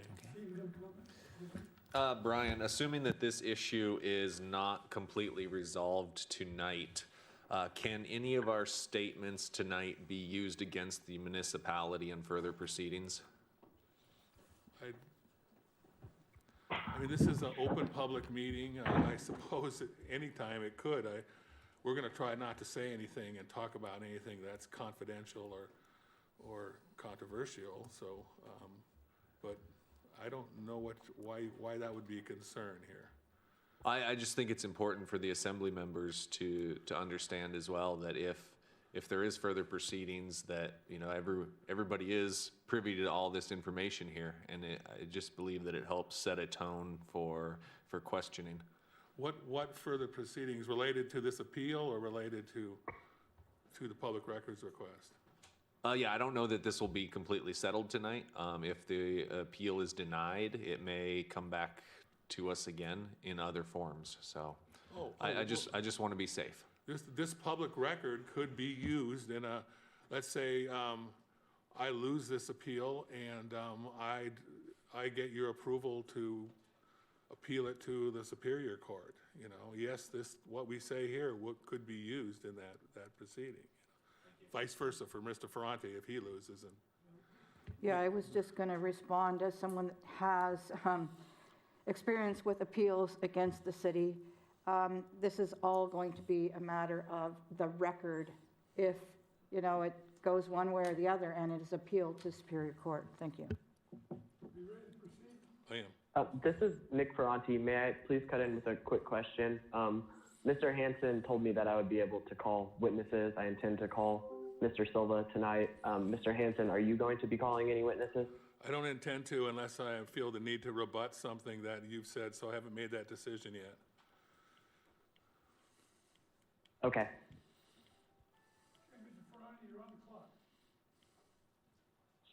Okay, I'll go ahead and begin. My name is Nick Ferranti, and I work for the Northern Justice Project. I talk a little fast, but if you want to interrupt me with questions, that's fine. I won't be offended. Thank you first for participating in local government. That's front and center tonight. I'm here because I also believe in local government. I'm here to appeal a very basic public records request that the city wrongfully denied. But I do want to start and let you know that this appeal is about a lot more than records. I'm here to help you solve another needless problem caused by the Sitka Police Department. The solution here tonight is basic transparency. Sitka is not immune from all of the recent concerns about police misconduct that have led, quite literally, millions of people across political aisles to take to the streets and to demand that police departments are accountable. The thing about it, though, is that the law in Alaska clearly demands this, too. I'm going to talk really slowly for just a second because I want you to hear my theory for tonight. I think that public access to government records is a fundamental right. And I think it operates to check and balance city governments, and I think it operates to maintain citizen control of those governments. I think that I believe this, I think that all Alaskans believe this, and I know that their governments should too. I want to explain the city's problem with a little context that you might know. Sitka resident Ryan Silva has quite literally devoted his career to public service. He's worked in law enforcement across Southeast Alaska, and this has included years of service at the Sitka Police Department. However, as you probably know, Mr. Silva, while working at the Sitka Police Department, whistle blew about significant misconduct within the Sitka Police Department. And then, and none of this is news to any of you, he was retaliated against and forced out. We all know what happened next. Mr. Silva tried to ask folks in local government for help, and he was ignored. And so then in response, he was forced to file a lawsuit, a whistleblower lawsuit, against the city for the Sitka Police Department's misconduct. Not that long ago, in 2019, the city paid Mr. Silva hundreds of thousands of dollars to settle this lawsuit. And that really should have been the end of it. But here, now, months later, I'm learning that the Sitka Police Department is attempting to gin up some sort of new criminal charge against Mr. Silva. Maybe this isn't retaliation. Maybe this is some giant coincidence. Really, maybe it's some huge coincidence. Or maybe, just maybe, in a year marked by police misconduct all over the country, maybe this is just another incident of the Sitka Police Department retaliating against Mr. Silva. Either way, no matter what you think, it shouldn't be controversial for a citizen to ask for basic public documents about vague investigations that are arguably retaliatory. But apparently, as I'm learning at least, everything with the Sitka Police Department requires some sort of controversy, even some small public records request. On April 14th, I submitted a public records request to the clerk's office. I asked for records from one case, Sitka Police Department case number 200020. You can read this request at Exhibit 1. It's really not rocket science. It's very short. And then 16 days later, I received a denial from the city. And the denial claimed that the records were somehow exempt from disclosure. You might be asking why. Well, if you look at Exhibit 2, the very next page, and I really do urge you to read this, because it looks really complicated, but it says very little. I get a denial letter. And the denial letter states these 3 different little legal exceptions from the Sitka Code. And then I look a little closer, and I'm looking at this letter for facts, any facts, one fact. And I see one fact in there for why the city is withholding these records. It says, the requested records involve an active case that is still under investigation. And I'm going to repeat that, not to beat a dead horse, but because it's important. All the letter says, the only fact, is that the records involve an active case that is still under investigation. I want to clarify there's nothing else in there of factual importance. There's no theory about how disclosing these records is going to interfere with anything, about how the records are going to invade anyone's privacy or impede fairness. No, nothing. Nothing at all. There's one lone fact in there, and it says, hey, this is an active case. So the question you have to answer is Mr. Hansen's active case excuse, is that an appropriate excuse to deny access to public records? The answer to that is squarely no. I'm going to go ahead and direct you to an Alaska Supreme Court decision. It's not from 1946. It's not from 1846. It's from 2017. It's called Basie versus State. And you can read the whole case if you want. I have no doubt that Mr. Hansen is going to argue about it. But what's important in this case is the final section. There, Chief Justice Bolger, the Chief Justice of the Alaska Supreme Court, he wrote, the state cannot invoke the law enforcement interference exception merely by pointing to a pending criminal case. And I'm going to say it again, good folks, because this is the whole case. A government cannot invoke the law enforcement interference exception merely by pointing to a pending criminal case. And so this is a pretty basic rule. Sitka cannot refuse to turn over public records merely by pointing to a pending criminal case. I did not invent this rule. Ryan Silva did not invent this rule. No, this rule comes from the Chief Justice of the highest court in this state. And the rule demands something. It demands that you release these records. And it clearly shows that the city's excuse was, frankly, illegal. I have no doubt that Mr. Hansen is going to stand before you in a little while and change the story a little bit. But when he does so, I urge you to do something, because it could save you a lot of trouble later on. When you listen to him, please glance at the denial letter that he approved.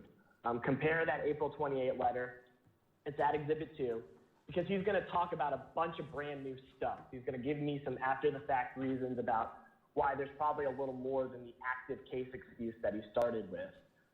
I don't think he's going to stay true to his initial claim that he can withhold records just by pointing to an active case. And when Mr. Hansen takes this new path, I challenge you to ask him why he didn't list any new reasons in the first place. He's a smart guy. He's going to finagle some smooth answer. But what the sudden shift should actually reveal is that the Sitka Police Department has been refusing to provide these records all along. And this was never about the law. It was about sticking it to Ryan Silva and anyone around him. And this is about the department continuing to act like it is above the law instead of just complying with it.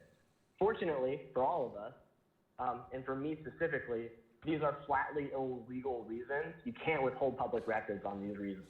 So I'll wrap up because I know my time is drawing near.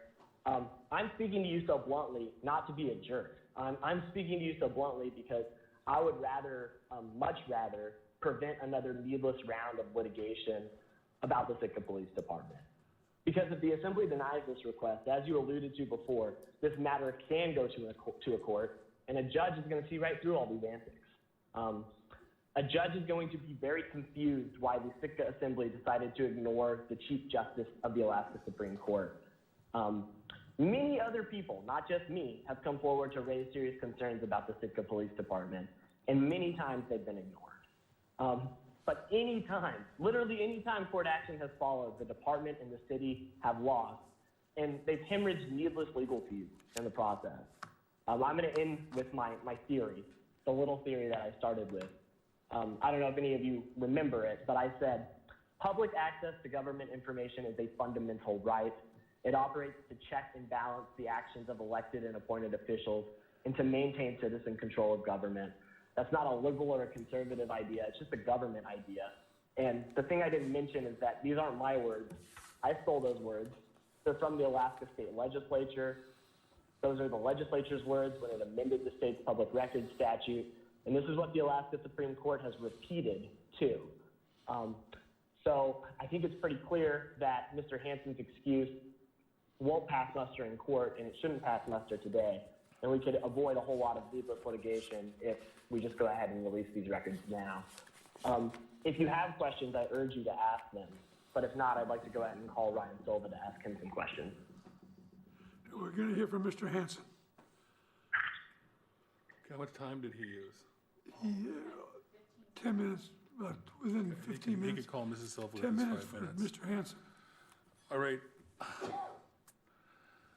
I'm a little concerned about... 10 minutes. Are we gone?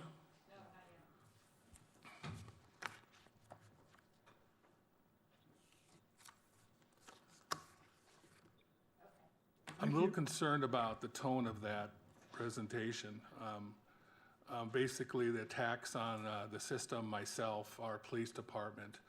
I need you to put aside the inflammatory rhetoric and put aside the motives and intentions of a law firm that's been suing the city and realize that we're in a new day in a new setting, and we're in the public records request forum of what happens. And let me tell you about public records requests. We get hundreds of public requests every year, or 100 or so. In 2019, we got 163 of them. So far in 2020, and we've got 44 of them. In my tenure as the municipal attorney, I have dealt with public records requests on a routine basis. It is part of my job, is what I do. And the practice and procedure of the city and borough of Sitka is that our municipal clerk is the manager of public records request. And I counsel and assist the clerk in responding to those requests. The vast majority of those requests that we get, we satisfy. We agree with Mr. Ferranti and his declarations, self-serving declarations of what the purpose of the Public Records Act, and I take it very seriously. And what I'm here to tell you today is that the vast majority of those public requests the records are disclosed. And there are a few occasions here on every year, on a handful or a couple of handfuls of occasions, when we deny public records request. And you know what? It's always for the same reason. It's like when a custody litigant or a civil litigant or a divorce litigant or some other person comes to us and says, we want police records and we want them of this particular matter on this particular date. And most of the times we give those records to them. And the few times that we don't is like a time like we have right here. And that's when we apply what's called the law enforcement interference exception.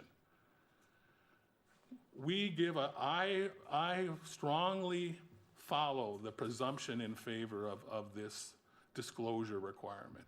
But there are times, rare times, when an exception is appropriate.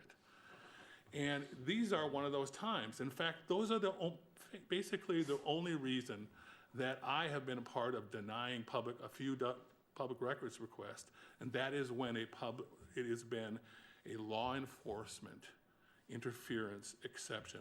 I cited the code sections in there. You've got the language right in the code section. I'm not going to read it to you right now, but I applied those. And here's the distinction. Here's the slick talking attorney that Mr. Ferranti claims that I am, and I'm not, as you can tell. The distinction is that in the basic case that he cited, it says that pending criminal cases don't automatically get a pass. We're not talking about pending criminal cases here. We're talking about an active investigation into crimes. And in and of itself, that is distinguishable, greatly distinguishable, but a pending criminal case. Look at the facts under Basie. Basie is a public records request to the state government, and they denied it based on pending federal criminal case, a charge that was brought against Mr. Basie, and a pending civil case, a civil case that was active against Mr. Basie. We don't have those facts here. We have an active criminal investigation. And that in and of itself tells you, it has obvious implications, that we don't want to disclose that information, and we don't. We have a form letter in our file system that I came into that says when you have an active criminal investigation, not a charge that's been brought, you don't disclose that matter. And there's good reasons not to do it, and there's obvious reasons not to do it. You have an alleged victim in potential crimes. You have potential witnesses. You have strategies by the police department and their investigators, tactics by the police department and their decision. You have confidential information that are important to an investigation that you don't want to disclose. Now, when that investigation's over and the investigation's closed, we'll disclose that information. We always do. When those criminal charges are brought, if they're brought, we'll disclose that information, as we always do. So we are transparent. We're always transparent. We apply that exception, and we limit the time period when they can't have those records to the time period they're investigating the crime up until they make the decision either not to bring charges or to bring charges, and then it's open. And that's what's going to happen here. I'm not going to talk to you about the nature of the potential case against. I mean, that would violate his confidentiality, Mr. Silva's I'm not going to tell you about that. We're not going to talk about or tell anybody about who the potential victim is, who the potential witnesses are. You know, to do that would be, it would be ridiculous. If I had to go in a letter to tell Mr. Ferranti, we're in an active criminal investigation, and we're not going to tell you that this victim is the one who made the complaint. We're not going to tell you about these witnesses because the potential for interference is there. I'm not just saying he's going to do that, but you see how zealous these attorneys are. I mean, he's threatening to sue us already at this appeal. And it proves my point, you know, right there. I mean, why would we want to give investigative information to a law firm or to the potential suspect while we're investigating? We don't. Now he says, well, my letter only says active, what does he say? Active case still under investigation. And I would suggest that is enough. But I'm telling you right here and now, if that's not enough for you, all the other concerns that I'm bringing up right now are enough too. If you want me to explain the details, I'm not going to tell you who the witnesses are. And I'm not going to tell you what the tactics or strategies are. Those facts you should know. Nobody should know until after this investigation is done. Look at that case. Hope you looked at that case and distinguish between, they say, pending criminal cases. That's different than active case still under investigation. And now you know the implied reasons. I suggest you knew it already. You knew when someone says that there's an active investigation, you don't give out the reports on those until after either the investigation is over or until the charges have been implied. No, we're not ginning up some case against Mr. Kyle. You know, you know, if we did, at some point these records are going to come out. And you're going to see that if you're interested, if we ginned up something. Frankly, I didn't get involved at all until the public records request. I haven't even seen the reports because it's an active investigation. So under the circumstances when we have an active investigation, that the integrity of the process could be breached, that there's a potential for interference as to Mr. Silva, as to the potential victim and the potential witnesses, we don't want to disclose this information. It'll potentially interfere with this investigation. You need to know that our police department is not investigating this case. Our police department has turned this over to the state troopers. The state troopers investigating. You know why we turned it over to the state troopers? Just for this reason, because of this, we knew that would be claims of conflict of interest, claims of ginning up things.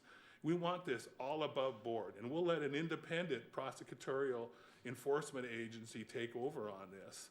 And then Mr. Silva may not be charged. He may not be charged. Or he may. Either way, they'll be able to get the records in when it's appropriate. Mr. Frianti, you're on the clock for 5 minutes for rebuttal. So, Mr. Ferranti, are you calling Ryan Silva, or is he on the line? Yeah, I would like to ask for a little clarification because I would like to call Mr. Silva before He I already rebut used his Mr. time. Hanson's comment. The 5 minutes. So is he calling into Zoom? He's on the line right now. Oh, okay. So let me set the clock. Hold on just a moment. Well, but I would just like to know what the parameters are here, because I did try to ask Mr. Hanson about the parameters ahead of time, and so I would like to call Mr. Silva so that he can speak to you, and I would also like to rebut much of what Mr. Hanson just said. Okay. Mayor, I don't have any problem with Mr. Silva speaking, long as you limit it, and You got 5 minutes. yeah. So Okay, your 5 minutes. I have 5 minutes for both, or No, Or 5 minutes for to the, talk for to both Mr. of Silva you. and then 5 minutes to rebut. Total of 5 minutes. I'm very confused. So can I call Mr. Silva as part of my case before I start rebutting Mr. Hansen's case or not? Okay. Again, once you start, you're on the clock.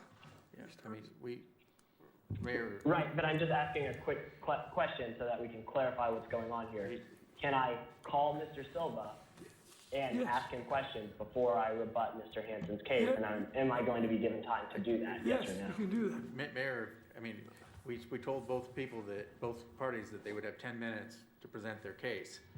And this is the rebuttal time. So I would argue that they both have 5 minutes left and no more.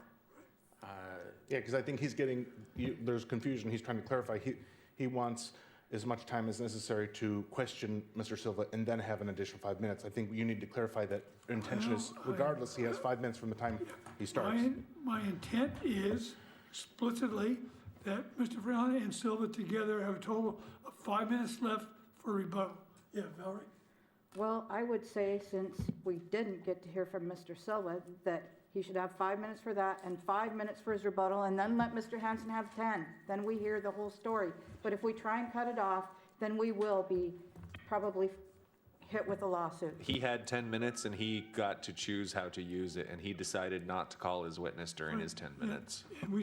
That's absolutely untrue, and I would take great issue with that statement. Yeah, Indeed, it is true. I We give emailed you Mr. 10 Hansen minutes. at length ahead of this because I wanted to know the actual procedures.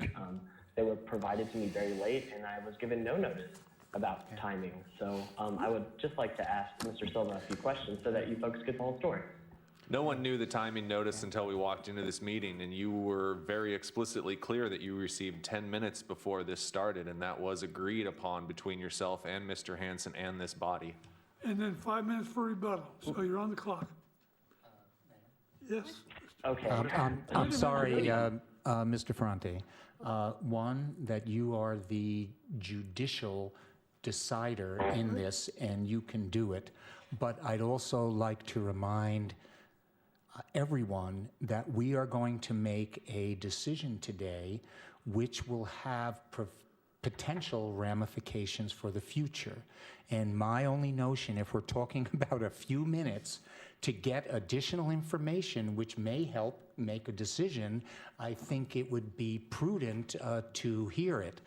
It's not like we are going to be here listening for hours of testimony. It can be minutes, and so you need to take that into consideration. This is actually a lot more important than it may appear on the surface, and so I would like you to consider that when you make your decision. Okay, I will consider it, and after 5 minutes, if there's some germane reason why you need another minute or two, we'll consider that. So can I clarify, Mayor Paxton? We're doing 5 minutes rebuttal for Mr. Ferrante. Right, that's what we're doing. Okay, and if the body doesn't agree, they can make a motion to change that. Right. It's actually the mayor who can make that decision on his own. Is that correct, Mr. Hansen? It's the mayor who presides and makes all those decisions. The body could overturn the mayor if that's their pleasure. And I've listened to the body, and I've said, if there's germane reasons why after 5 minutes he needs a little extra time, we'll do that. But again, we told him at the beginning, 10 minutes and 5 minutes for rebuttal. Let's proceed. Right, sir, and I was under the impression that that was 10 minutes to present my case before asking Mr. Silva questions. And if you look back on the audio, I tried to ask Mr. Silva questions at the end of presenting my case. I think that was very clear. Okay, I'm going to start your time now. Okay, well, I'll start by fervently objecting to a process that was told to me at the last minute. Ryan, are you there? Yes, sir, I am. Okay, I'm gonna ask you quick questions because we're being given quick time. So answer me quickly, okay? Have you ever worked at the Sitka Police Department? Yes, sir, for over a decade. What did you do there? First, I started as a patrol officer, then I was a detective since 2011 to now, I guess. I think I might still be on their books right now. I'm on military. Did you whistle blow about misconduct at the Sitka Police Department? I surely did, yes. Were you forced out of the Sitka Police Department? Yes, I was. Did you sue the Sitka Police Department in a whistleblower lawsuit about department misconduct? I wish I didn't have to, but yes, I did. Did the city pay you to settle your lawsuit against the Sitka Police Department? Yes. Do you know if you're now under investigation for criminal charges by the Sitka Police Department? I know I am. Yep. If you received any records about you being under investigation, would you interfere with that investigation? Absolutely not. There's like a weird caveat to this. It's the victim is my ex-wife, and she and I, even though we're going through a custody argument, we talk regularly, and she is completely open with me, and the police department responded to her house at my request, actually, back in like January. So yes, I know about the incident that happened there. Let me ask this. So you know that you're being investigated. You know that your ex-wife might be an alleged victim in the investigation. Are you concerned about your privacy or your reputation if these records are released? At this point, absolutely not. Are you concerned about your wife or your ex-wife? No. Absolutely Your not. kids? No, she actually said that. She actually told me that she's not. Yeah. So have you And my spoken kids- with your ex-wife, Lauren Silva, recently? Yeah, just was that today? I think it might have been today. Did she tell you whether she objected to the release of records? She said that she was absolutely fine with the release of these records, and she always has been. Thank you. Ryan, I'm going to say a couple quick comments before we get turned off here. Literally everything that Mr. Hansen just said was speculation. He said that he can't disclose records because he can't even talk about the case. And then he said that this was all based on reports that it sounds like he hasn't even seen. And then he said the Sitka Police Department isn't even investigating the case anymore. What he did, and I say this respectfully, is he bombarded you with red herrings. He talked about my tone. My tone is a little bit adversarial because public records are important. Mr. Silva's reputation is important. Us having access to public records is important. So it's important for us to be here tonight. And it's important to be a little adversarial if we're making a big point. Mr. Hansen's experience in dealing with public records requests is totally irrelevant to the city violating public records laws. His personal opinions about public records requests are totally irrelevant. His random statistics are totally irrelevant. A lot of these supposed other reasons that Mr. Hansen lobbed out at you are totally generic and meaningless. For literally every active case, there's going to be a need for further investigation. For literally every active case, there's going to be some possibility of prosecution. For literally every active case, evidence could theoretically be compromised in some bizarro world. And for every active case, there's going to be some reputation or privacy interest on the line. But you should know, this is all totally generic, and it's all totally meaningless unless Mr. Hansen can give you an actual fact. And what he did is he gave you no actual facts about the investigation at issue. Instead, he's crafting together this blanket rule that apparently, you never have to turn over records for an active case in Alaska. And he's making some bizarre distinctions about the Basie case, saying, oh, that was about a criminal prosecution or a pending criminal case, and this is about an investigation. What you should ask Mr. Hansen to do, he's your attorney, you should ask him to go home tonight and find a single Alaska Supreme Court case where they say, oh yeah, you can withhold records for an active investigation. Because what I promise you, assembly members, is that there is not one of those cases. And there is a case, Basie, that says this is a bad excuse that Mr. Hansen is using. And so if we're intuiting about the fact that there could be litigation about this, that's not meant as some threat. It's just meant to be even-handed and open about the fact that the city is being led down yet another dangerous path. And we urge you to actually release these records so that we can dispense with all of that and just give us our right to public records that every Alaskan should be granted. I'll close with this. On page 3 of my memo, I gave you a sampling of public records case law. All of this case law just tells you in no uncertain terms that if you have a doubt, you're supposed to decide it in our favor. This is Mr. Hansen's burden. Everything you do should err on the side of disclosing these records. And meanwhile, all you have from Mr. Hansen is speculation completely divorced from any fact, right? You're not going to go home tonight and have one single fact in mind that is specific to Mr. Silva and not just any active investigation that justifies you withholding these records. And that's a pretty flimsy basis to go forward on. I'll go ahead and turn things back over to Mr. Hanson. Thank you for listening, folks. Yeah. Before you do that, Mr. Ferrani, did you feel you had enough time for rebuttal? I don't know, sir. When I'm limited in time, I have to limit my argument, and so that's what I did. Okay, thank you, sir. Planning Yep. stage. Yep, okay. I didn't hear that. Okay. We're now going to Mr. Hanson, our attorney. Fine. Thank you. I strongly urge you to affirm this denial of the public records request. The case that Mr. Ferrante cites does not stand for the proposition that he states it does. You can look at the facts of that case, and you look at the express language. It says, merely pointing to a pending criminal case is not justification. I'm not merely pointing to a criminal case. In fact, there is no criminal case. I'm pointing to an active investigation that's in process. And then Mr. Ferrante then complains that I have not brought up any specific facts. Well, and that I'm speculating. Well, I have brought up a specific fact. I have told that there's an active criminal investigation going on that was started by the Sitka Police Department and is continuing on by the state troopers. And then I've asked you to consider the obvious and the common sense ramifications of this body then saying that, I mean, how can I have to speculate on that there is a chance, there is a possibility of interference. And let me tell you, I think Mr. Silva and his attorney, Mr. Ferrante, have given you those facts.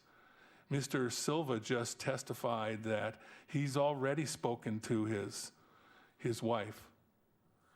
He's the one that admitted that this investigation involved an investigation into conduct related to his wife.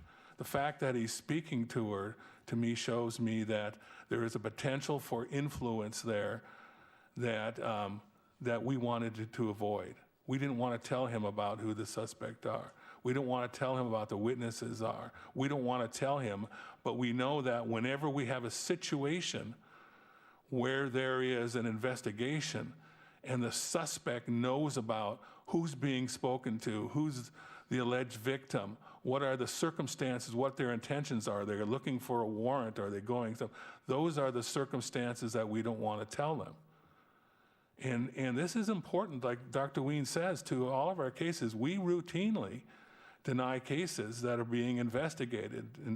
And we're not going to be able to look at each one of those cases. We're going to have the same arguments for all of them. These witnesses need privacy. They may want to speak with the police officers, but they have, in this case, they have Ryan Silva talking to his ex-wife. We don't know if that's putting pressure on it. That's his story. You know, we also know that Mr. Silva contacted the ADA in this case. He contacted police department staff. They have the case number to this. They have the case number when releasing case number is not administrative protocol. These are the concerns. These are legitimate concerns. That's why we have to have confidentiality during these active investigations. Under these circumstances, we're not ginning up a case against Mr. Silva. We're following SPD obligations when they know of facts and they're a mandatory reporter. They have to investigate these things. And what I think what this is doing is trying to put pressure on our police department and now maybe the state troopers to stop the investigation when it should proceed unimpeded, uninterfered. Affirm the denial and go from there. Thank you. Okay. All right. We're now at the, we're now, any reason to go into executive session? I would prefer not to. No. So back to the assembly to talk about what we've heard. Are we allowed to ask questions of anybody? Brian, can we ask questions? This is a simple question. How long has it been known that an investigation has been going on? How long has who known? Anyone? Okay, well, of course, the police department's known about it since they started it. I didn't know about it until I had the public records request filed, and then I knew about it, and as is practice and policy, I look at what was requested. First thing we do is we ask, is it an active investigation into a criminal matter? No, the question is, has it been, the investigation been going on for a year, a month, a week? That's just the basic question, so I have some kind of timeline in my mind. My belief, it's only gone on since the winter of 2020, and I might be wrong on the month, but I think it was February. Would it be appropriate to have a motion on the table so that we can? Well, That was just a question. I have thoughts that I'd like to give. This is not, if we're having a deliberation. Okay. So, what will your motion be? well, not motion. Should we have a motion or can we deliberate? What's the I process? think we should deliberate to see before we, and then we've got examples here of motions we can do, but deliberate and see whether we want to deny it or we don't, and then put. I just think it'd be good to have a motion on the table to have something to talk about. Well, the motion, in essence, would give you a judgment before we've had a chance of deliberation. So I would make that analogy by saying, you're guilty, let's talk about it. And so I think we need deliberation before we make a motion. Just because I want to hear what the Assembly, what their view is. I have no idea. Yeah, Valerie? And the motion should always be made in the positive, so it would be to grant the appeal, and then if you don't like that, then you vote no. This is a judicial hearing, quasi-judicial, and it's different than, I'll say, regular business. And I think that we need to have a discussion, for example, with the property aspect that we spoke about earlier. There was a very good discussion, and it was very revealing, and I think things changed. And so I would like to hear what people's thoughts are before making a motion. Right, I concur with that. Anybody have some, yeah, Kevin? My predisposition would be to deny this. I think Brian's argument made a little more, not a lot more, I think it made complete sense. That's all I have to say, really. I might explain more later, but I think it was a clear, logical argument. It was an investigation.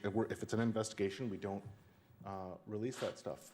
Once there's a case that's filed, then yes, of course. I would concur that, to me, asking for the records of an ongoing investigation that we're not even doing, that is, the troopers are doing it.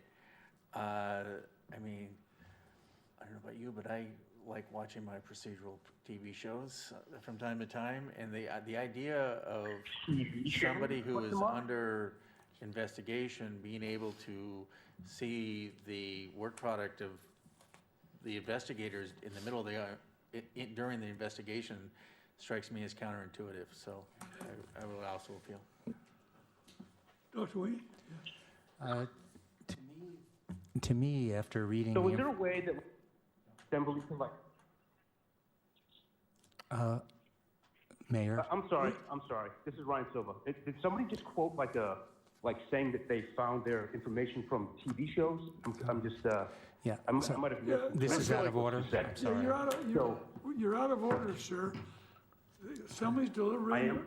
Oh. Yes, among themselves. No, I was just asking for clarification if that's what one of my elected officials just said. This isn't the place for it. We clearly outlined the process. Now at the Assembly table. I'm sorry. Okay, no, I'm not there. Okay, thank you. Difficult for me to. Please mute yourself. Is all. So I'm just mute yourself. I'm sorry if I'm out of line. Okay. To me, this is not, this is really a case about law and what is allowed by the law, and whether this denial is justified by the law. And there are a couple of things. One is that the presumption here has to, if there's a doubt, it's like any law case, you have to, reasonable doubt, you have to find for, for that individual. And this, according to the law, needs to be narrowly construed. And when you read through what was going on with both the exceptions, which is the litigation exception, and then they have the law enforcement interference exception, it's very interesting that what the legislature has is that, and what we have to decide is that, will the disclosure reasonably be expected to interfere with prosecution? And in the case that was presented, it said that the state did not offer any evidence showing and did not allege that disclosure of requested records could be reasonably expected to interfere with enforcement procedures. And the way I deal with that is in dealing with the facts, that just saying there's an active investigation, yes, is a fact, but how and what is the argument directly that that disclosure will interfere with the enforcement? And to me, and I'm sorry, whenever there is a question like this, especially where there's litigation, I would say put it before a judge and let them decide whether this should be performed or not. I don't want to see this come boomeranging, but this information, and it happens in a standard way, you let a judge review the action and the reasons, and I think that the presentation would be much different before a judge than it would be before an assembly. And I think this is important enough, and we've already seen hundreds of thousands of dollars go out the window because of a prior case, and now we have this. I feel that I would like to dot my I's, cross my T's, and if we can't make a reasonable decision here tonight, my suggestion is to request that it go before a judge for a review and let the judge make the decision. I don't think we have enough information, and I don't have, unfortunately, I'm a transparent guy, and I will always go to the side of disclosure because that's just the way it is. And like I said, I don't think there have been enough Well, we've already heard it has to be reasonably expected to interfere. We already heard Mr. Silva admit that he's talked to his ex-wife. I have nothing to do with that. We're being asked a question. That's a blatant mischaracterization of what Mr. Silva said. I would agree. You are not allowed to talk. Stop it. Yeah, Valerie? I don't think that we should hang somebody for talking to their ex-spouse in custody matters, and we can't sit here and know what he said to his ex-wife. Obviously, there are children involved, and from what I see or hear, it has to do with something that happened at the ex-spouse's house that he may be trying to get information from, and I'm for disclosure as well. I don't have a lot of trust in our police department, so maybe I should be recused because I'm biased, but I don't think that we get told everything. We're supposed to be operating in the dark. Basically, we're supposed to, you know, when we had the new chief come aboard last year, he was going to come and give us reports as to how things were going. That never happened. It doesn't happen, and we're just supposed to believe that everything is kumbaya and okay. I don't think that Mr. Silva is guilty because he spoke with his ex-wife. I mean, when you have children and you are a separated or divorced couple, you have to talk to the ex-spouse. So I'm not going to call him guilty for that. Thank you. Kevin? Sorry, more clarifications here. My position hasn't changed, but just to kind of be clear, you know, Mr. Silva is speaking to his ex-wife. That's his business. I mean, I don't know how can't do that, especially when you have kids. I just feel, based on the discussion, hearing Mr. Hansen and then, Mr. Silva's attorney, I feel that Mr. Hansen made a convincing argument. I kind of feel like this is putting the cart before the horse. There's been no charges yet, and of course, when there's charges, definitely, I mean, he should have full access to that. I agree 100%. I'm not saying that we should try to hide this somehow from him. He has, when he is charged, or if he is charged, he has every right to defend himself, every right to access to that information. That is beyond, there's no contesting that. But while there's, and this is, whether it would be Mr. Hansen or anyone, while there's an investigation, I don't see a reason why an attorney of the person who is being investigated should be starting to inquire about these public records. It seems like it's a bit of a conflict of interest. I believe that if Mr. Silva is charged, he will get his day in court. That's all I have to say. Thank you. Stephen, please. In this matter, I do find a difference between a pending criminal investigation and a pending criminal case. And that's the deciding point for me tonight. Even if when you look at the appellant's letter, it does indicate criminal case multiple times in asking for the records. If this was a pending criminal case, I would agree with the appellant that we should release the records. However, I believe that this is a pending criminal investigation, which I view as different from a case. I do believe that if the police department was able to, or if the police department should release every investigation, that undermines their ability to police. And I believe that the Supreme Court probably would back that up. So for those reasons, I'm not able to go forward with this appeal tonight. Kevin, do you have any comments?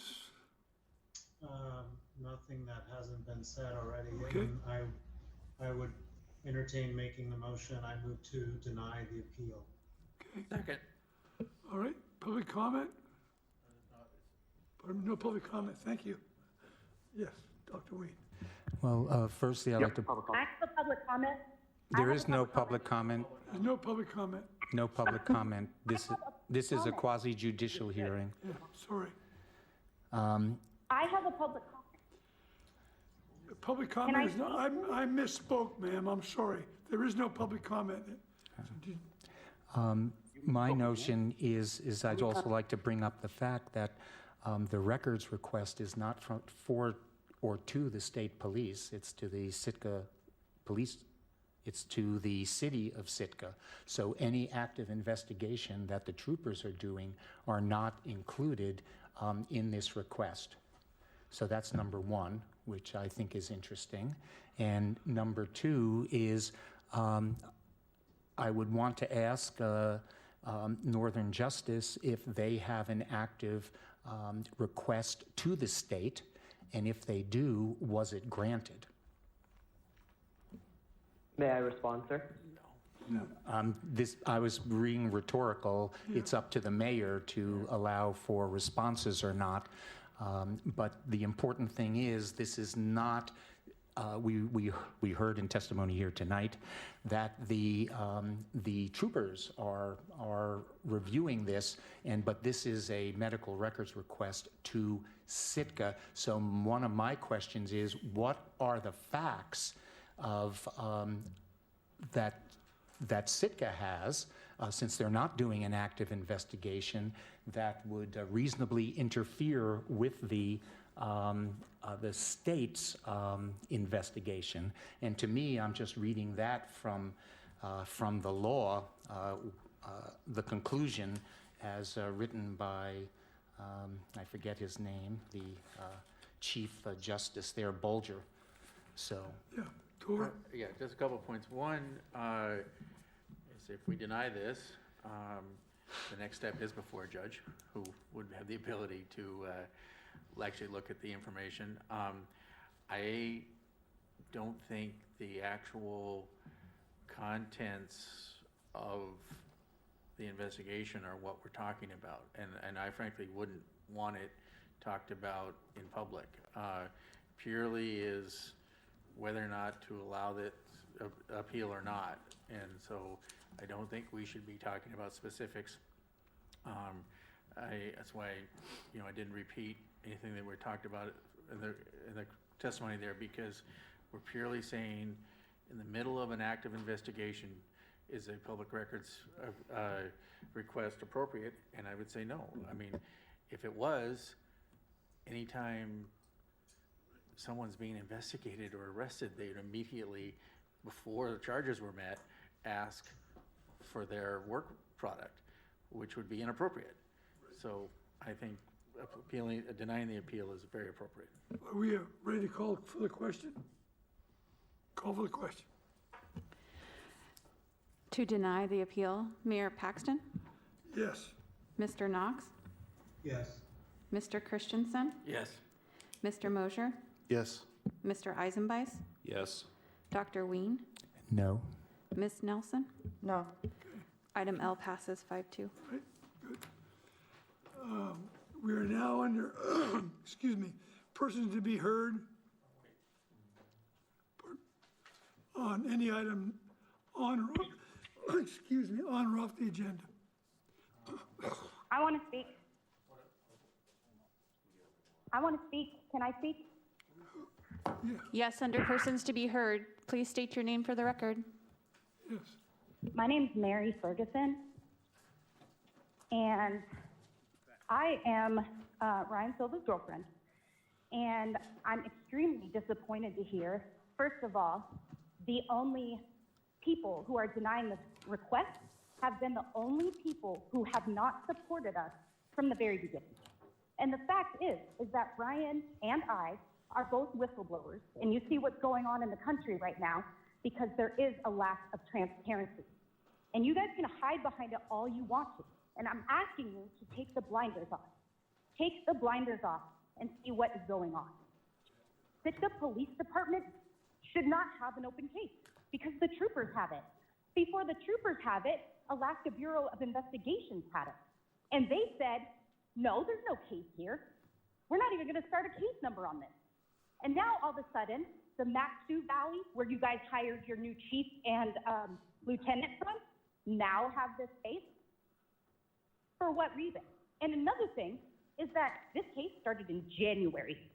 One of the excuses that your police department has for firing me is because I didn't close my cases. And so to have this open investigation since January of 2020 is absurd because of the information. Yeah, we do have information because we walk a straight line too. We talk to Lauren all the time. In fact, we have the kids right now and they're having the time of their lives. And yeah, I have a son with his father and we talk all the time too. And we get along great. And so what the Sitka Police Department did was they took a case back in January that was investigated. We actually told Lauren to call the cops. We're like, somebody's walking around your backyard. There's footprints in the snow. Call the cops. Did the cops take casings? Did the cops measure to see the size of that footprint that was in the snow? No, they didn't. If they did, I'm pretty sure Ryan Silva would have been contacted by now. So we're missing a lot of information in this investigation. And your process didn't help that either. And so, I'm honestly tired of you guys, of my city government trying to screw my family over. Because this information that they're trying to charge him with is from an OCS case dated back in 2017 that was unfounded, or it wasn't, he was found not to violate anything, and his ex-wife was also under investigation. You know, and I hate to say it, but if you read those facts, then she should be investigated too. And I don't want her investigated. I want to get along with her. But if you look at the facts and the evidence that, Your time is up, ma'am. why hasn't anybody been contacted? Why hasn't Ryan been spoken to by these investigators? Your time is up, ma'am. Thank you. Why? So your time is up. Other persons to be heard? Of course it is. Other persons to be heard on items on or off the agenda. Please come forward. Okay, I will, I guess. Can I talk? Yes, please. Hello, Mr. Mayor? We've got Mayor? another, Can you hear me, Mr. Mayor? we've got a person under persons to be heard at the table. Wait your turn. You do, yes, sir. Good evening, Can you hear Assembly. me, sir? Good Hello? evening. Good evening. My name's Rachel Marino, and I came and spoke a couple weeks ago in support of the 2 counselors in the schools. You know, hearing all of this tonight and knowing what happened before I got here is incredibly disturbing. There is so much that has happened to people and that is going to continue to happen to people. I'm sorry. It's disturbing to have people who we vote for and elect and trust with our values, our community, our children, and our property to not consider more deeply what was just brought before you. I am a voter. I'm a resident. I pay a lot of taxes, and this is incredibly disturbing. I didn't want to have to speak on this, but I really felt strongly sitting here listening and watching you vote. So what I wanted to just stay here and say is thank you to those who voted in support of the 2 counselors in the schools. I appreciate that. Last time I spoke on behalf of my son, who's in Blatchley Middle School. And, you know, my son, he doesn't know this yet, and I'm taking a big risk telling all of Sitka this, but he is adopted. His special needs come from his biological mother's addictions and various other issues that she faced in her own life. And it is generational. With enough intervention, counseling, and support services he gets in the school district, he has gone from having to be homeschooled in 1st grade to thriving and doing really well with the support of a para in school all day. Having to go in lockdown and not being able to send him to school has been a big challenge, like I said the last time. Having to go from a program manager to a parent/teacher at home with no support services for him has been challenging.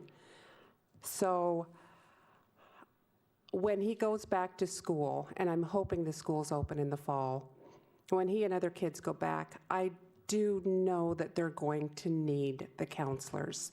They're going to have questions as to why they got sent home, why they did not have their paras with them.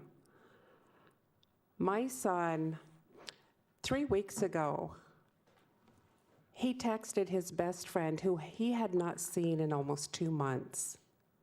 He texted him at night after I thought he was asleep, to meet him at the playground the next morning at 7 a.m. before he knew I would be up. He got up, he set his alarm for 6 a.m. He's 13. He made himself a cup of coffee. And he went down to the playground and secretly played with his best friend. And then he brought him home and asked if his best friend could come in and play. Someone who normally spends the night, who will have dinners with us, go to movies with him, do all the typical things kids like to do. And he asked permission for his son to even, or for his friend to even come in the house. And I had to deny his best friend entrance to our home because of the situation we find ourselves in. I have an 86-year-old mother at home. You need to. Yes, wrap I it- will wrap up. Yeah, thank you, ma'am. But I just want to encourage you to continue to support the initiative to bring 2 more counselors in the school district. There's so much going on with the hate crimes, the crimes committed and perpetrated by the police that our kids don't understand, but they're unfortunately witnessing and learning about now. Thank you. Thank you. And it was approved tonight, by the way, for the funding. Other persons in the public to be heard? Yes.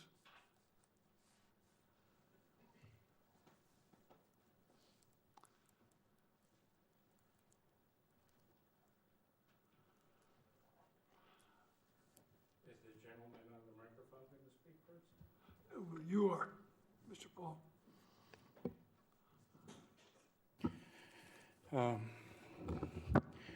Thank you, Mr. Mayor and the Assembly members. For the record, my name is George Paul. I'm a 4x4 Tlingit.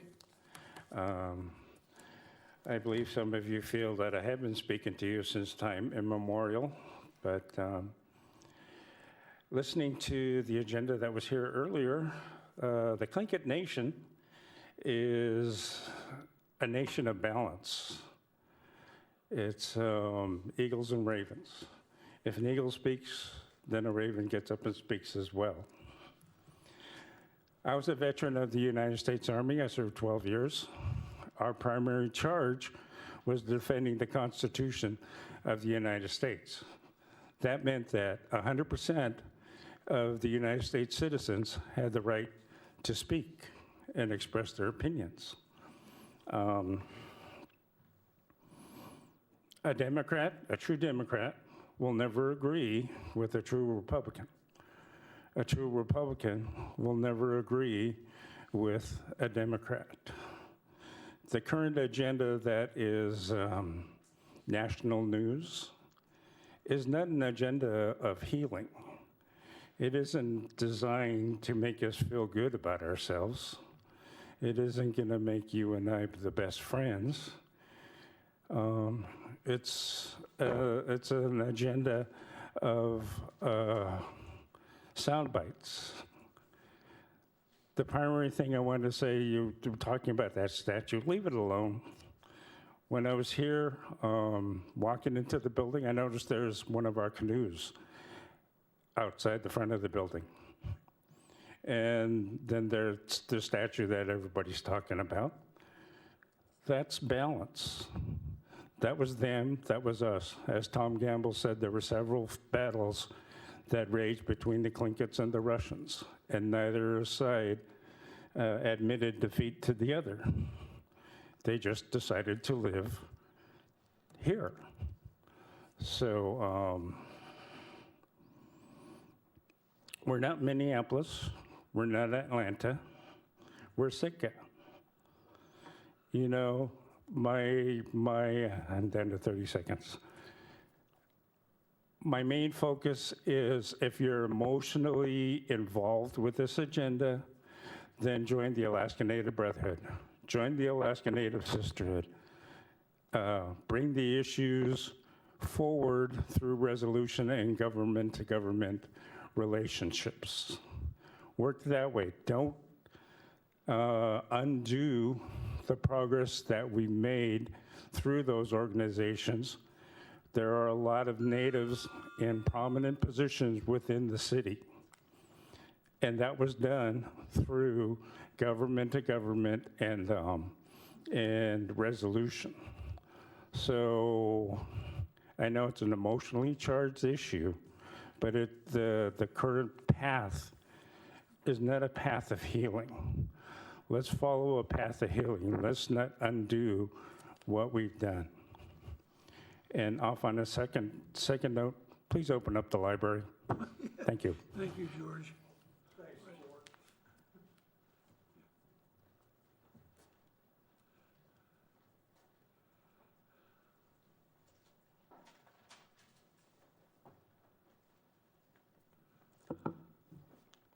Good evening, Assembly members again. Tom Gamble, second appearance.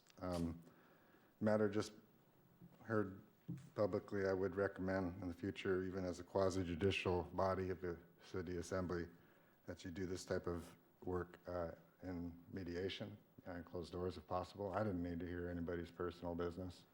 I didn't need to feel like I needed to listen to one side or the other. That is a responsibility of this acting body as a tribal government. We might have recommended mediation immediately and go on to figure out how we can fix the problem and not fight anymore. With that in mind, it's very difficult, the decisions you got to make.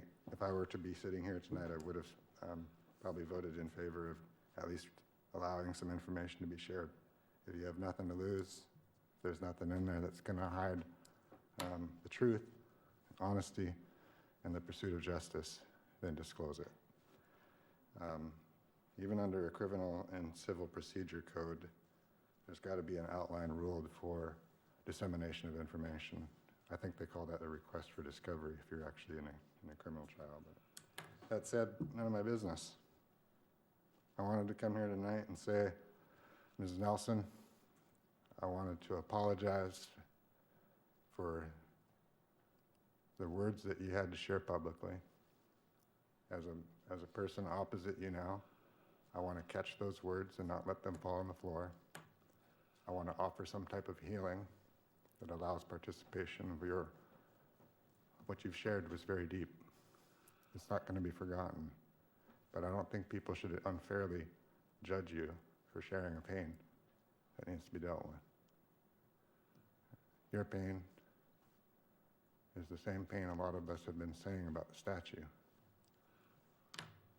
We just don't come out and say it publicly or take the venues to do this. With that respect to each one of you as members of a government position, which you have the power to be able to invoke change. The spirit of change comes from within. In 2014, I was chosen as a community doer for showing up on the doors of elders' footsteps with foods, listening to them. And I was with another 150 other really brilliant minds in this state who were community doers. They were trying to promote change for each of their communities.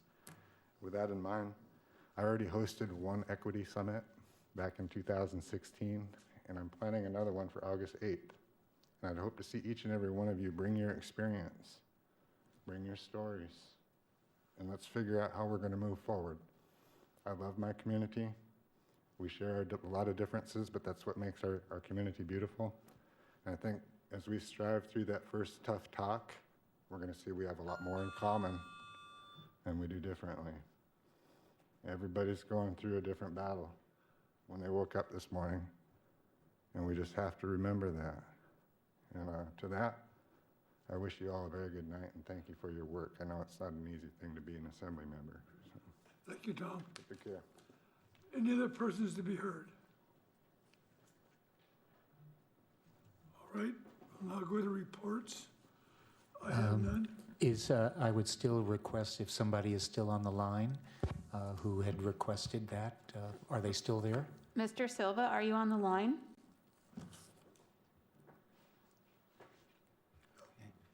Yes, he's still here. Okay, it's your Hello? turn it's his turn for persons to be heard for 3 minutes. Okay, here he is. Here you're on persons to be heard. You're on persons to be heard. Hello? Yes, It's your go ahead. time for persons to be heard. Hello? I'll start the 3-minute clock. 3 minutes? Okay. Well, hey, Assembly and Mr. Mayor. My name's Ryan Silva. As you heard me speak earlier about that records request, which I think is just, actually, to be honest with you, I think you guys should be ashamed of yourselves to be elected officials. I think that all I'm asking for is information that I basically already know. The information I'm asking for is not about what happened with my ex-wife or my kids. It's actually about the retaliatory things that are happening against me and my family by Chief Beatty in the police department. And I think that right now you guys are opening yourselves up to something that you do not want to do. Neither do I, to be honest with you. And Mr. Mayor, that since you were the one who were, controlling that particular, process, I think that you were set up, by Mr. Hanson, and correct me if I'm wrong, Mr. Hanson or Mayor. I guess I'll direct my, question to the mayor, which you can answer me before, I don't know, I guess I'll send you an email personally. But I want to know if Mr. Hanson had sent you emails prior to this about my situation, in this situation. And this is just sickening to me, absolutely sickening.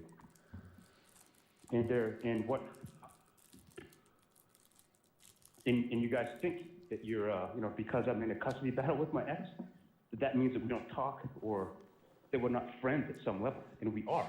As Valerie was saying, that is the case with us. Yes, we are disagreeing on where they're going to school, but that doesn't mean that we're not friends. That doesn't mean that we're, that she's going to hang me out to dry or vice versa. That doesn't work that way.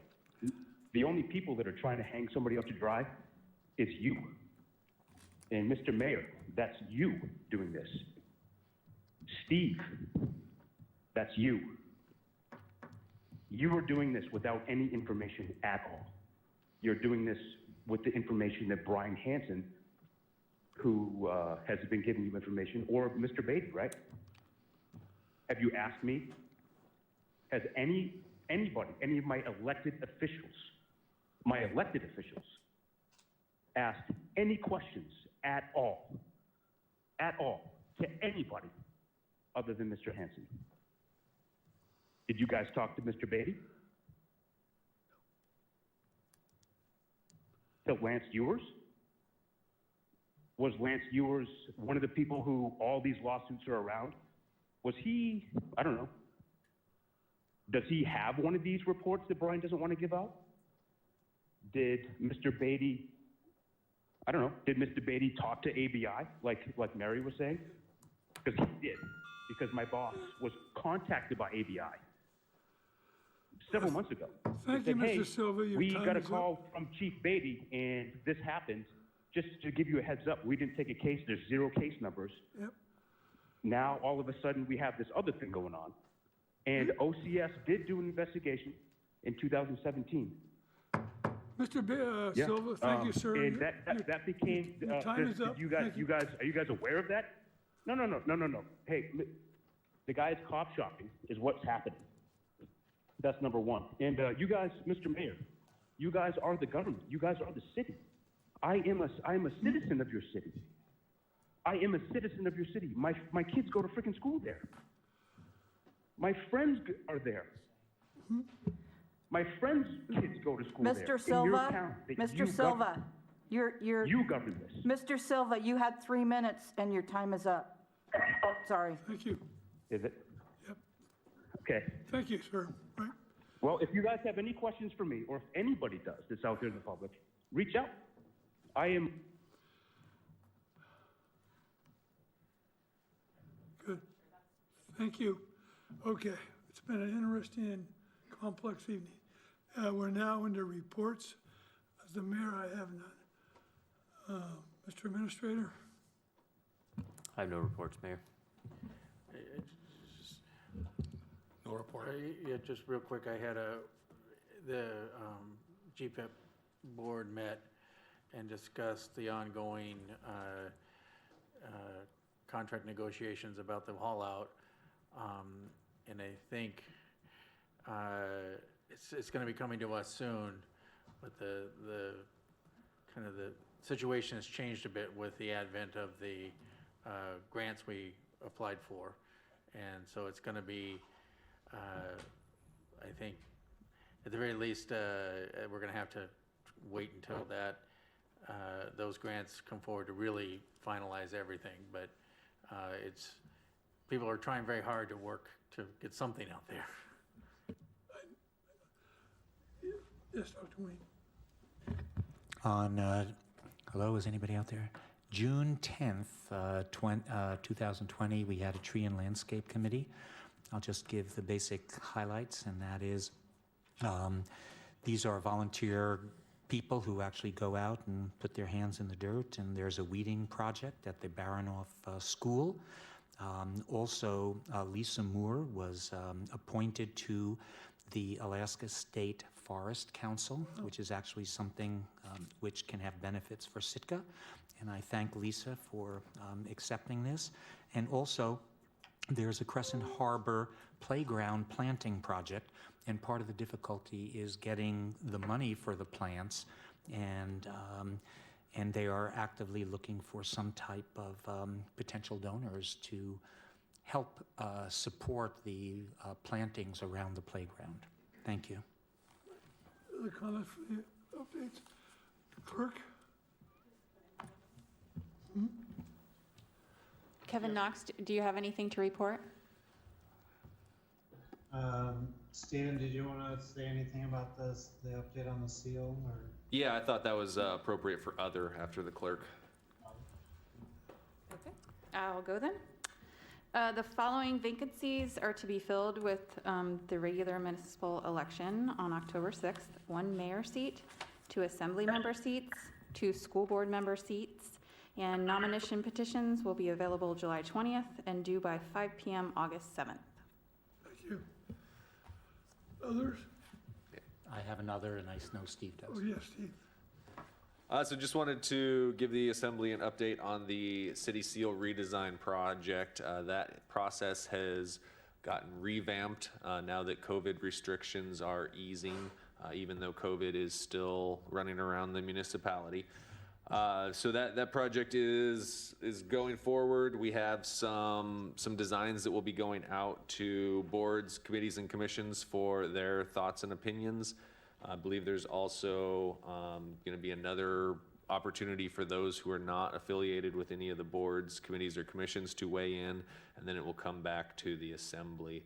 What I'm looking at right now is the last committee that would be looking at it is police and fire. They meet on the 22nd, so we can expect something middle to end of August, most likely, to come back to the assembly for their thoughts on the process. Yes, Dr. Wayne. Other, I attended the advisory board for UAS, and I think it's very important. Gary White came up here. In dealing with that meeting, I think that the way things are happening at the state level, I think that UAS has the potential to be highly diminished, and it behooves us to, one, send the liaison to that board, but also to become intimately and vigorously involved in the process. We are the small fry in this whole budget game, and I feel that we really need to push it. There's the letter in our packet for those who wish to go online and read the letter that Gary White wrote, but I think it needs to be more than that, and that we need to be have our finger on the pulse and be very proactive. Otherwise, this can be a domino which will fall in Sitka, which is something that we do not wish to see. So we need to get together and come together to defend UAS in a very positive and vigorous way. Thank you. Mr. Leach. No, I'm going to say, in terms of that UAS thing, anything I can do or should do as mayor, I want to be able to do it, so if I need to. Good. Anything else? Okay, can I have a motion to go into executive session then, please?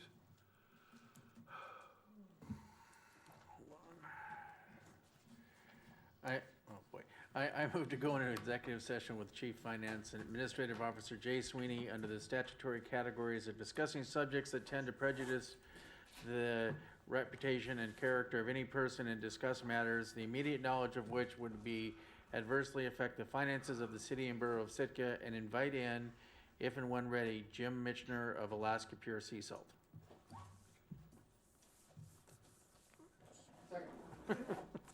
Public comment? Back to the assembly. All in favor, say aye. Aye. Aye. Which, What room are we in, Melissa?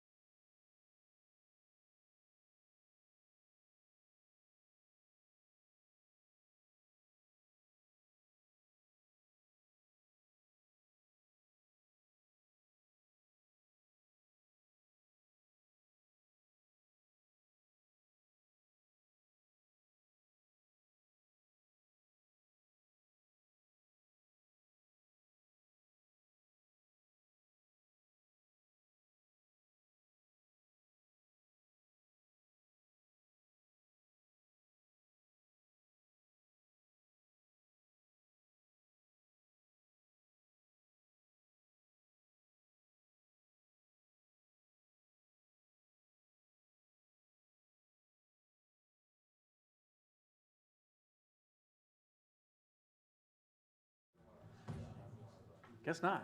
Yeah, he's there. He's there, but I don't think he hears us, or he's ignoring us. Can you hear us, Kevin Knox? I don't think he can hear you. Grant, he can't, I don't think he can hear us.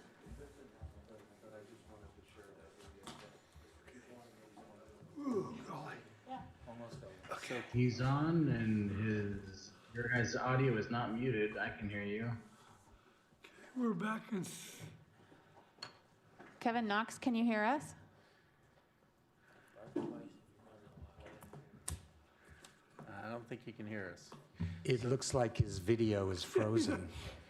Yeah, Can we have a let's motion? put Kevin as the liaison to Oh, all there he of goes. the He boards and moves. He commissions. lives. I move to reconvene as the assembly. Second. all in favor, say aye. Aye. Do I have a motion on the item on the agenda? I move to direct the administrator and his staff to draw up the forbearance agreement for the, as was discussed in executive session for Alaska Pure Sea Salt. Second. Any comments from the public? Back to the assembly. We have the roll call here. Roll call, please. For the forbearance agreement, Dr. Ween, Yes. Mr. Knox, Yes. Mr. Eisenbeis, Yes. Mr. Mosier, Yes. Mayor Paxton, Yes. Ms. Nelson, Yes. Mr. Christensen. Yes. Motion passes 7-0. I have a motion for adjournment. All, public, all in favor, say aye. Aye. Aye. Thank you all.